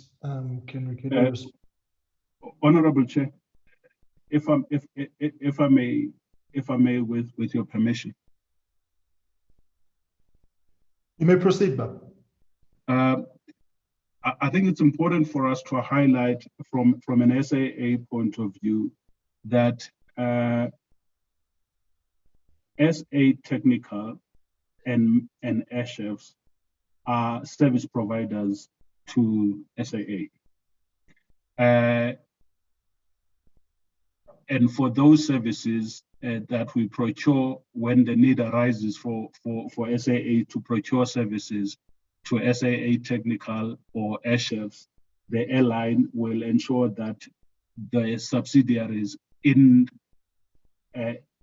are paid for the services that they render to the airline.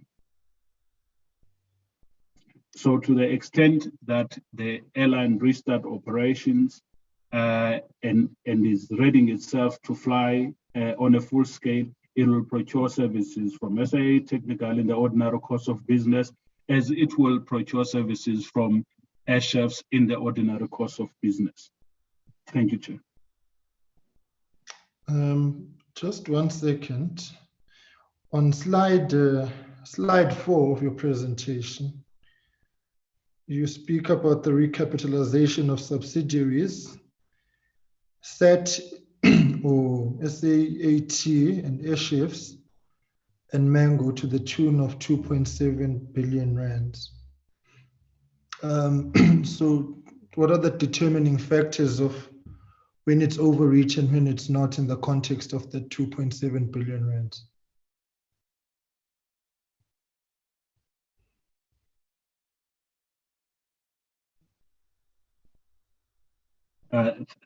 Thank you, Chair. I'm going to answer part of the question, and I'm sure the department would step in.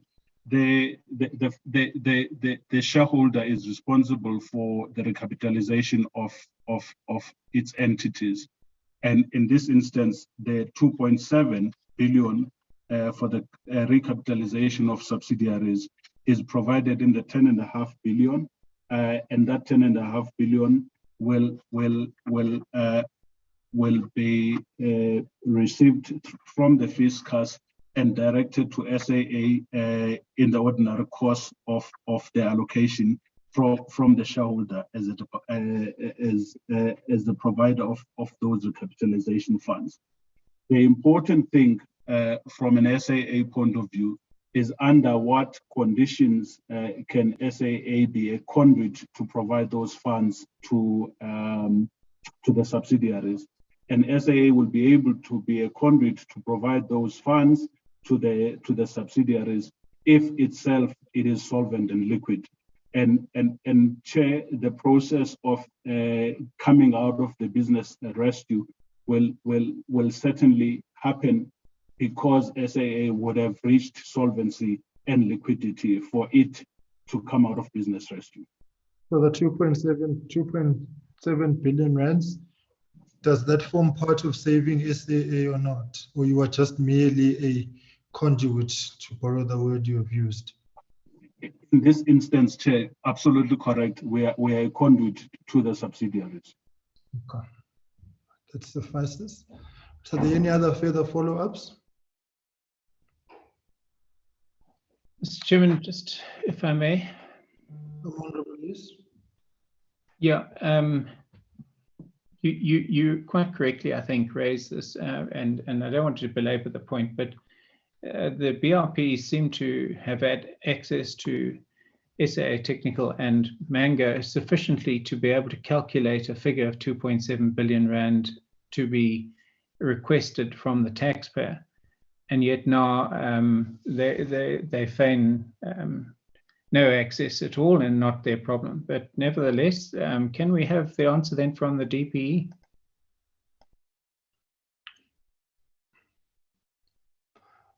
Right, DG? Yeah, well, thank you, Chair.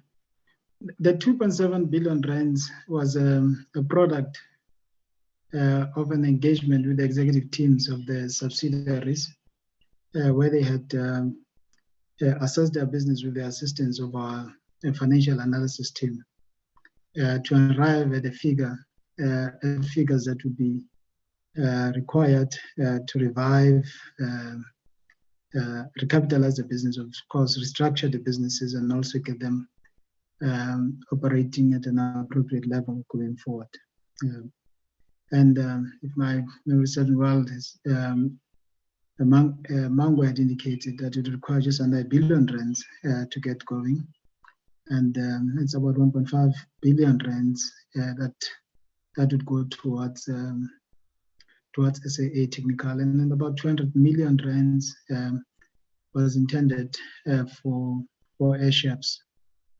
As the BRPs have indicated, for the funds to flow, SAA, because it's the conduit, has to be put into the right position financially, and of course, there has to be also a plan from the subsidiaries, a replanning, if I may say so, in view of the fact that a lot of the factors that informed the original planning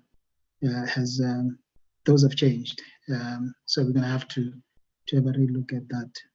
Now, the process as to when the 2.7 will get to these entities will be determined by the parliamentary process, as the special appropriations bill that would have enabled the funds to come through could not be attended to before a parliament went into recess. So we obviously are hopeful that soon after we have come back, that Parliament will deal with the matter and the 2.7 billion rands can flow. But we're also hoping that as the BRPs do their own recalculations and determine the cash that is available within the business, that the entities can at least be enabled to make the initial steps with regard to restructuring. Because as things stand, what used to be their revenue base has eroded quite substantially. As we know, Mango is, I think on average, is putting up about five aircraft up in the air. And it needs to obviously to bring back its fixed cost structure to fit in with the revenue base. The same applies to SAA Technical. It needs to do that. But also are hopeful, or rather we do believe that correctly positioned as SAA Technical should be able to attract quite a bit of business outside its traditional customer base. So that's as the new executive team comes in at both group and at subsidiary level. That is one of the areas that they must preoccupy themselves with to ensure that we develop plans that will ensure sustainable subsidiaries going forward. I hope that answers the questions. Thank you, Chair. So you are waiting for the special appropriation. That's correct. For the 7 billion rand to flow. So special appropriation in colloquial language is bailout. No. I think we have described what bailout is on numerous occasions, and if I recall well at this forum as well.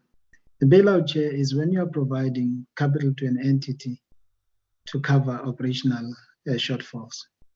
What we are dealing with here is primarily to ensure that the group is restructured to ensure that it's sustainable going forward. As Minister Godan has plainly put it at the beginning, government has committed to funding the restructuring effort as driven by the business rescue process. And that's what we are dealing with. And to call it a bailout, I think it would be inappropriate. Thank you, Chair. So this 2.7 billion rands is required as a result of the collapse of SAA, the direct consequence. Well, as a result of SAA, as of December 2019, being found not to have a workable business plan, that needed to be addressed, and having a cost structure that literally ran away from it. I wouldn't call it collapse, Chair. I think,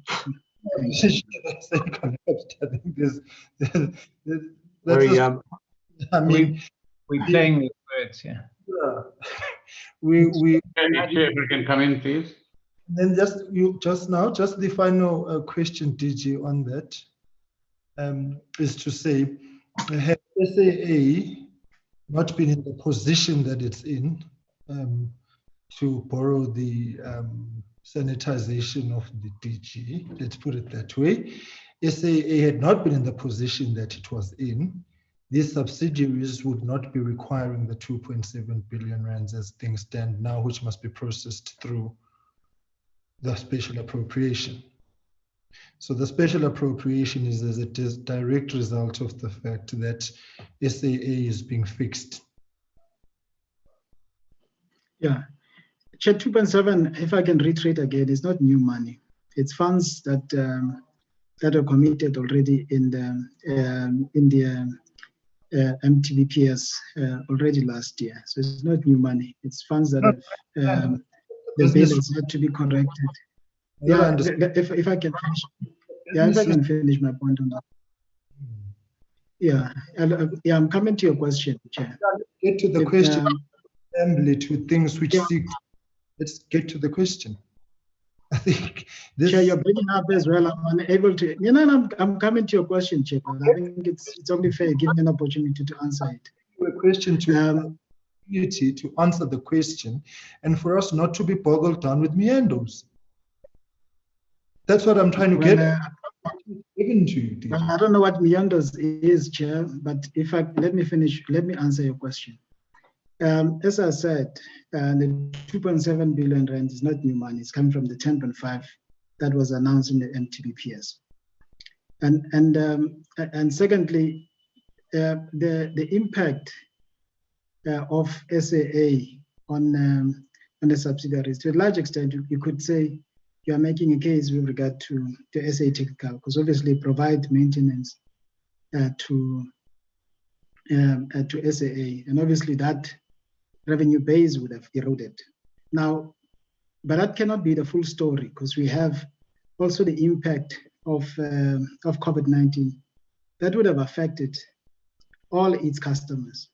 That includes the Comair Group, that includes the line maintenance work that they do on international airlines that fly into South Africa. And as you know, the borders were closed, so that revenue base was not there. So business has to restructure accordingly. In the same vein, as it relates to COVID-19, it has had a huge impact on Mango, like it has done on other airlines as well. We have a market in 2020 that collapsed by 85% when compared to 2019. No business can realistically be sustainable with a revenue base overall that has collapsed to that extent. And I think that's what we need to be able to tell South Africans. Thank you. No, that's fine. We've heard the refrain. Can I get clarity on one point, please, Mr. Chairman? 1 second, Honourable List, and you'll come to you, and the Minister will come in. We've heard the COVID refrain. And you see, the problem with COVID is that it went on to expose already existing challenges and complicated those challenges. So whilst COVID may have been an impact, it's not the primary impact. You speak about SA Technical fixing airlines. Airchefs was providing food. You may speak with the benefit of the knowledge that you have, but seated here, this Parliament has not had the benefit of annual financial statements from SAA for 3 years to enable us to make an informed judgment on the state of affairs. So if you want the full story, it goes back to that point, that the lack of compliance, the failure to submit for whatever reason, became a snowball effect, and when COVID hit, things exploded. So if we want to go down the semantics and the meanders which I was referring to, then we'll get to that point. My question was very, very simple. Is the 2.7 billion rand a direct result, or rather a result of the position which SAA is in now. And I did not use the word collapse as you had directed. So we can play the ball of whatever that the DG is trying to bring our way. We can do that as well. We're quite competent to do that. Honorable Liz, and Minister, you will come in. Thank you, Mr. Chairman. I'm just a little confused and I need clarification, because on the one hand, the DG is saying that the 2.7 billion is part of the allocation from the medium-term budget policy statement. And on the other hand, he's saying there's a special appropriation bill coming. Well, which is it? Right, Honorable Minister Godan. So, Chair, the last question that Mr. Lees asks can be directed to the National Treasury. They're in the best place to clarify why they've taken the approach that they've taken. Secondly, in response to some of the points that you've been making, you're right, the original sin wasn't COVID. The original sin was state capture. And state capture wasn't there just in terms of SAA, the airline. It was a phenomenon that impacted SAA, the group. And therefore, in that group were all these subsidiaries. So all of them were impacted by malfeasance, by overemployment of people, by stealing of parts from SAA Technical that was partly rectified, but mostly not rectified. Just before Business Rescue came onto the scene. And the previous manager at SAA Technical, prior to Business Rescue, was under the direction of the board then, actually in the process of restructuring SAAT. And Section 189 notices had been served. I don't have the full details of exactly how far they went, but some of them were processed during that particular time as well. So there is a history before Business Rescue, which history is directly connected to the state capture process and the corruption that took place during that time, from which SAA, the group, not the airline, but the group had not recovered from. And then, of course, you had the Business Rescue that the airline was actually put into. And when we, as a department, wanted to look into some of the subsidiaries, as I recollected, the Business Rescue practitioners from time to time hesitated about whether we could do so or not. So it's a combination of factors that go into the past, that go into the period prior to Business Rescue, and that go into the period subsequent to Business Rescue, and that is then compounded by the more recent developments that have been impacting the aviation industry more generally. So I think it's a collection of that. Secondly, I thought we had clarified already that it's not our fault that the question of financial accounts and so on have not been done. The process has been where it has been in the past. The boards have been before you. They've explained why they could not prepare financial statements. And then, as I reported to you earlier on, it is the Auditor General who, because of the Business Rescue status of SAA, has not been able to do the audits. And I did give you the assurance that as we get out of Business Rescue, or SAA gets out of Business Rescue, I will consult once again with the Auditor General and see how those financials can be made available. Thank you very much. No, Minister, it was not a matter of placing blame, but I thought that if we want to now venture down instances of context and so on, we will place our dilemmas as well, and then that doesn't help us. We will engage with the AG as well on this issue, as we have done in the past, insofar as this matter is concerned. And it was precisely why we were prompted as a committee to schedule a visit to SAA in December 2019, which we held back on when it was announced that there was business rescue practitioners being brought in at the time. But what I'm certainly not going to allow as a normalization here is deflection. That I won't allow. That game can be played elsewhere, not here. No, Chair, I don't know whether I'm deflecting, if that's the accusation you're making. Yeah, I'm not, Minister. I'm saying in the context of the questions that had been posed and then the intervention that you had made, that what you said, being what was said originally, would not have had what we just had. That's where we are. We certainly know. I think it's important, Chair, that the executive and the legislature find a way of interacting that is constructive and helpful to all sides concerned, and I'm certainly committed to that. No, that certainly remains our outlook as well. Right, 2 questions from my part to the business rescue practitioners.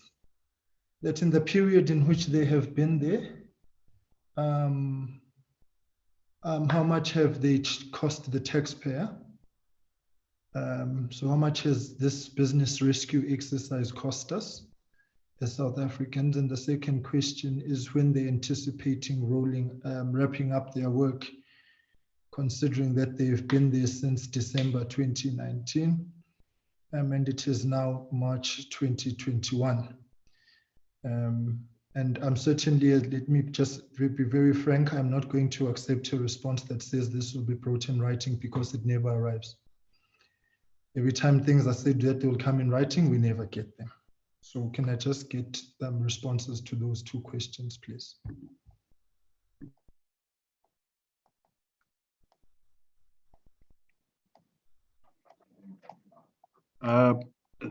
Thank you, Chair. I think the last time we were at the committee, I think the minister may have presented that at that time the business rescue costs were in the region of 200 million. We would certainly provide the committee, as we did the last time, with a written report on where the costs are, and as we did the last time, the various buckets where the costs have been spent. Certainly, if that's acceptable to you, Chair, we'll simply update the previous report that we had given to you. On the second, what would be RP? Yes, Chair. We've never received that, and that's why I'm asking this question today. Yeah, I have a slide in front of me if you want me to read it out. Right, let's get the business rescue person to finish his response, and then you will read that. That'll be helpful, Minister. On the second question, Honourable Chair, when do we anticipate exiting the business rescue process?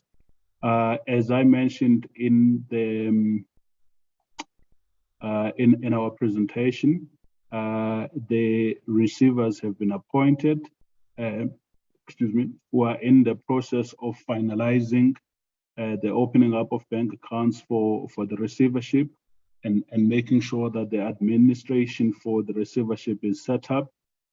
We are in the process of finalizing the payment of the post-commencement creditors. As we had indicated that in the plan, we have to either pay employees or ring-fence monies to employees, as well as finalize the payment of post-commencement creditors. And we indicated in our presentation some of the challenges we experience with certain of the creditors in the reconciliation processes. And from our side is to just make sure that we go through those reconciliation processes and we make the payment and we close the books accordingly. Then the third thing that we are currently busy with is that once we've made all the payments, we will be then effecting the transitioning of the accounts that will go into the receivership, so that the receivership then is in a position to make those payments to lenders, aircraft lessors, as well as concurrent creditors over the next 3 years. So where we are, Chair, is we believe fundamentally we should exit the business rescue in the next couple of weeks, all things going according to plan. Yeah, a couple of weeks. Not very specific, or not a ballpark. Couple is generic. All right. Maybe just to be specific, our aim has always been from the moment we received the third tranche of 5 billion. Our aim has always been to try and wrap things to the end of March and exit at the end of March, just to be open and clear. The only thing that I'm just raising is that it's also not just a timing issue, it's also a process issue, that there are certain key events that we must make sure as practitioners we wrap up and close them appropriately. No, that is fine. I'm going to assume that there's no targeted date, because end of March is less than a week away. And from where I'm seated, I don't think that's going to be possible. But we will keep an eye on it, understanding the set of circumstances you have narrated. Right, Honourable Minister? So the numbers, Chair, I have in front of me are the following. Adamantum, which is Mr. Dongwana's firm, these are up to, I think, the end of December, with one qualification that I'll come to at the end. So Adamantum, 28.2 million. Matheson and Associates, 23.7 million. And Mr. Matheson himself has not taken any fees for a couple of months. Edward Nathan Sonnenberg, the legal advisor, 41.6 million. Alvarez and Marcel, if you will remember, they were the aviation advisors at the beginning, 61.1 million. PwC, 38.7 million. And then there's a number of smaller figures. Allen and Overy, which is some legal advisor, 8.2 million. Latsima Consulting, valuation advisor, 2.6 million. Holstein Attorneys, legal advisor, 0.1 million. Thomas, I think it's Bastos, Pastos, legal advisor, 0.3 million. Redford Capital, no description here, 0.3 million. Norton Rose, legal advisor, 0.5 million. Bowman's, legal advisor, 0.7 million. There's a company called Astute, A-S-T-U-T-E, business distress advisor, 1.7 million.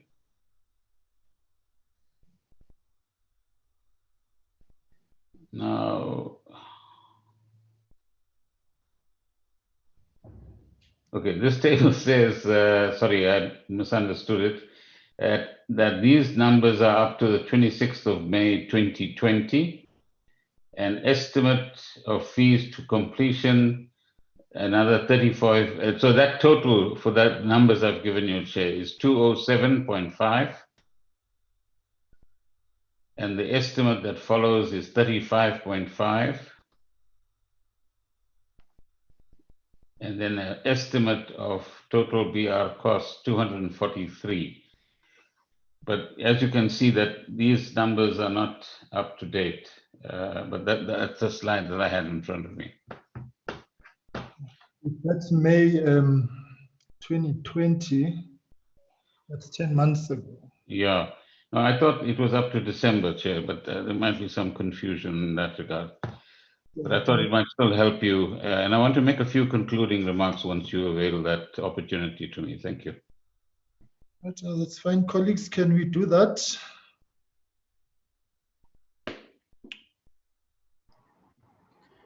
Mr. Chairman, if you're asking our opinion, I don't think we have too much option. I don't think that we've had a completely satisfactory set of answers, but may I ask that once again we attempt to submit written questions as per our previous encounter, and ask for a swift turnaround on written replies to the questions that have not been answered. Thank you. Right, now here's what we're going to do. Can we get an updated schedule, which is not May 2020? And if colleagues have got any other questions, if they can send those through, and we'll send them through to SAA and DPE tomorrow. And request that we get those answers by close of business next week, Friday. And should we not receive them, I will have to engage with the presiding officers and the leader of government business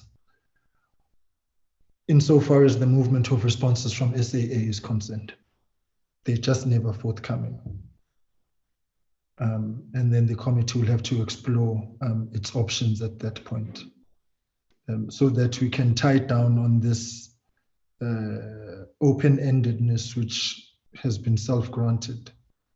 So we will send through those questions tomorrow. Safe to say that it's already now known that can we get an updated schedule of the costs, so that we've got that. There's questions which Honorable Lees had asked insofar as flights and so on, which the business rescue practitioners indicate may have a material bearing on competitiveness.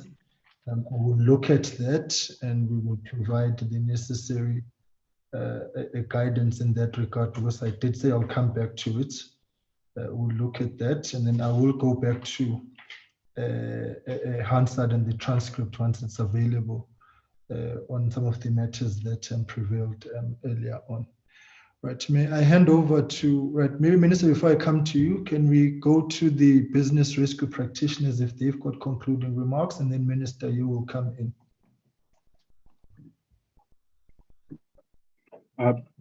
Thank you, Honorable Chair.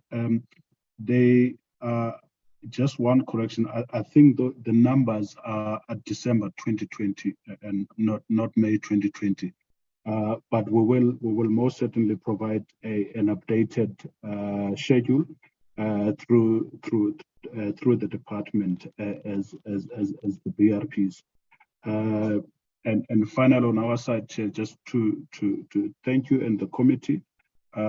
We hope that we'll be able to wrap up the business rescue proceedings as in line with our anticipated timelines, and also hope that once the BR proceedings have been wrapped up, SAA is going to be able to continue on a sound footing. Thank you very much. Honourable Minister. Thank you, Chair. The first point I wanted to make is that from a shareholder point of view, we would like the business rescue process to conclude sooner rather than later. And secondly, that prior to that occurring, there should be a proper handover report in writing, plus a proper handover process from the business rescue practitioners to the interim board, so that the interim board is in a position to manage the affairs of SAA going forward properly. Thirdly, Mr. Dongwana and Nkosana have been confirmed, it would appear, as receivers, although we had some doubts about whether they should make themselves available for that. And want to register this right now before even the receivership starts, that we hope we don't get into the same kind of expensive exercise in terms of fees that this business rescue process has cost the state. And so we will be looking at that very, very carefully.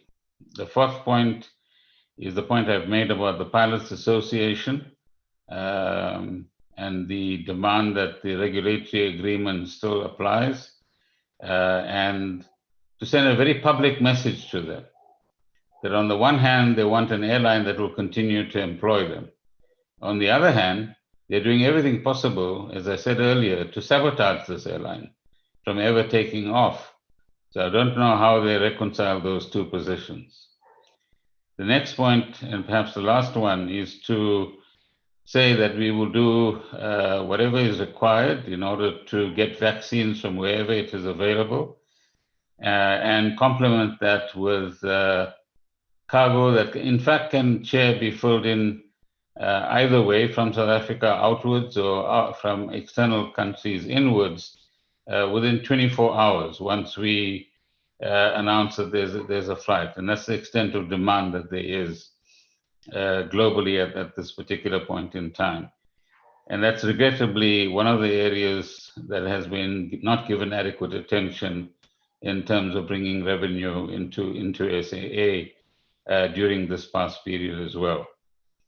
And we hope that once the written questions are available, that the BRPs, and we'll liaise with them in this regard, will make their answers available. One caution, Chair, next Friday is Good Friday, I think. So there's no business, therefore there's no close of business. So you might want to make it Thursday. Thursday close of business. We tend to work during holidays and weekends as well in this committee, in any case, processing correspondence. Thank you. Also, given the pending lockdown, of course, we may not even be at church, so we will be at home in any case. So if we can get that on Thursday, but we will look at it and make it practical. I think that's the issue, is to make it practical and not to be hostile about it. So if next week as a short week becomes problematic, we are not difficult to flexibility in that regard, but we will spread it out in the later once the questions have come through. I just want to probably conclude by saying that this process can't be open-ended. It needs to be brought to a logical, economic, functional conclusion insofar as the sustainability and viability of SAA is concerned, and to rescue an airline which found itself in this kind of chaotic and messy position. And it remains of particular concern to us as a committee, and this is why we will be engaging with the AG again on the set of circumstances which characterize the possibility of beginning an audit. The audits are an integral part of the investigations that are taking place at SAA. Having interacted with the SIU, because we have to learn from the mistakes of the past, and the audit itself is an enabler to those lessons, or for those lessons to arise and nip this perpetual crisis mode of SAA in the bud, and make sure that we move on to other issues. So every time the audit cycle begins and SAA is unable to be audited, critical and vital things fall through the cracks. hindering investigations, hindering consequence management, and hindering the possibility of learning the fundamental lessons as to what one should not do to collapse an airline. So we must not put the taxpayer in a position where we continuously are throwing financial solutions to non-financial problems. That money doesn't fix everything. Something's got to give. And so we need a global picture of what happened at SAA. The Zondo Commission is one, the audit outcomes is one, the investigations is one, and the business rescue process is one, to name but a few. Because crisis compounds crisis, and the COVID-19 crisis compounded the SAA crisis. And so to use the COVID-19 reality as the yardstick measure of our assessment, we are merely fooling ourselves when we know that these problems have been there for the longest of time, including but not limited to SAA Technical. As I've pointed out before, the 5th Parliament SCOPA went to SAA. And so for some of us who are there, what has happened is not a surprise when you look at just that even the most basic of controls were absent. Because a reliance on bailouts, on special appropriations, feeds into an outlook in these SOEs that we can carry on business as usual, the taxpayer will carry us through. But a shrinking tax base, a revenue shortfall,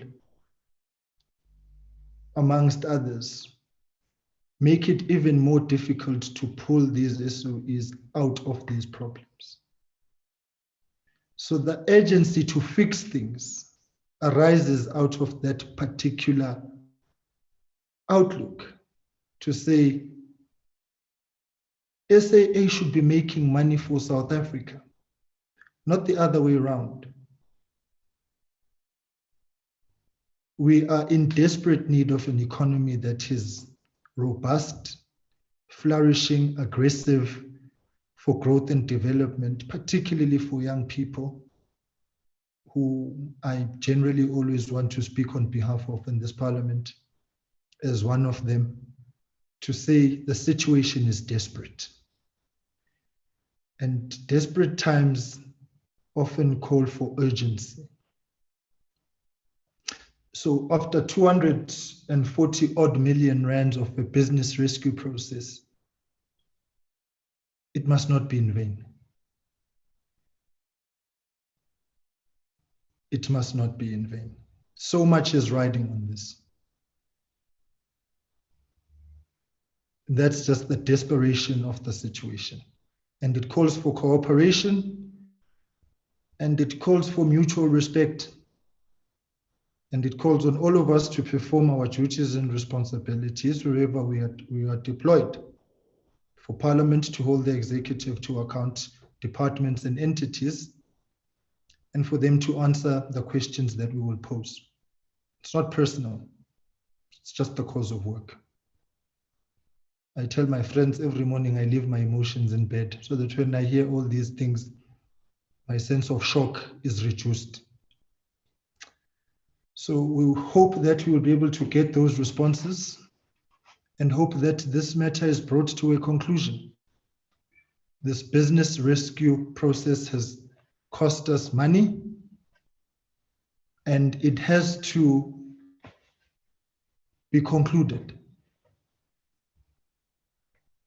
So we will look back at it and see what we can, and collaborate with the portfolio committee insofar as where our outlook is and our position is. And honestly, all we want to the interim board is to say there's no more money. Ayikho imali. sidonsa ngodizili, sisodake. So SAA must be self-sufficient, self-functional, and self-sustainable. And consequence management has to form part of that. So that those who think SOEs must be pillaged, they must walk the plank. And the only way to do that is if there's functionality in all the respective places of work to pull the elements of state capture corruption and enablers out of the dark and onto the trajectory of successful prosecutions and recoveries.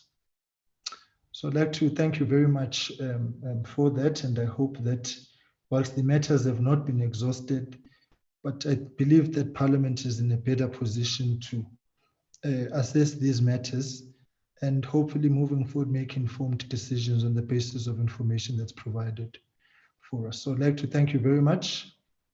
Colleagues, Minister, thank you very much to you and the Ministry, the DG and the department, the board. Thank you, and to the business rescue practitioners. We wish you well. Be safe on the roads and be safe from COVID. And yes, SAA is an integral part of the fight against COVID. So that's why it has to function. Thank you very much. The meeting stands adjourned.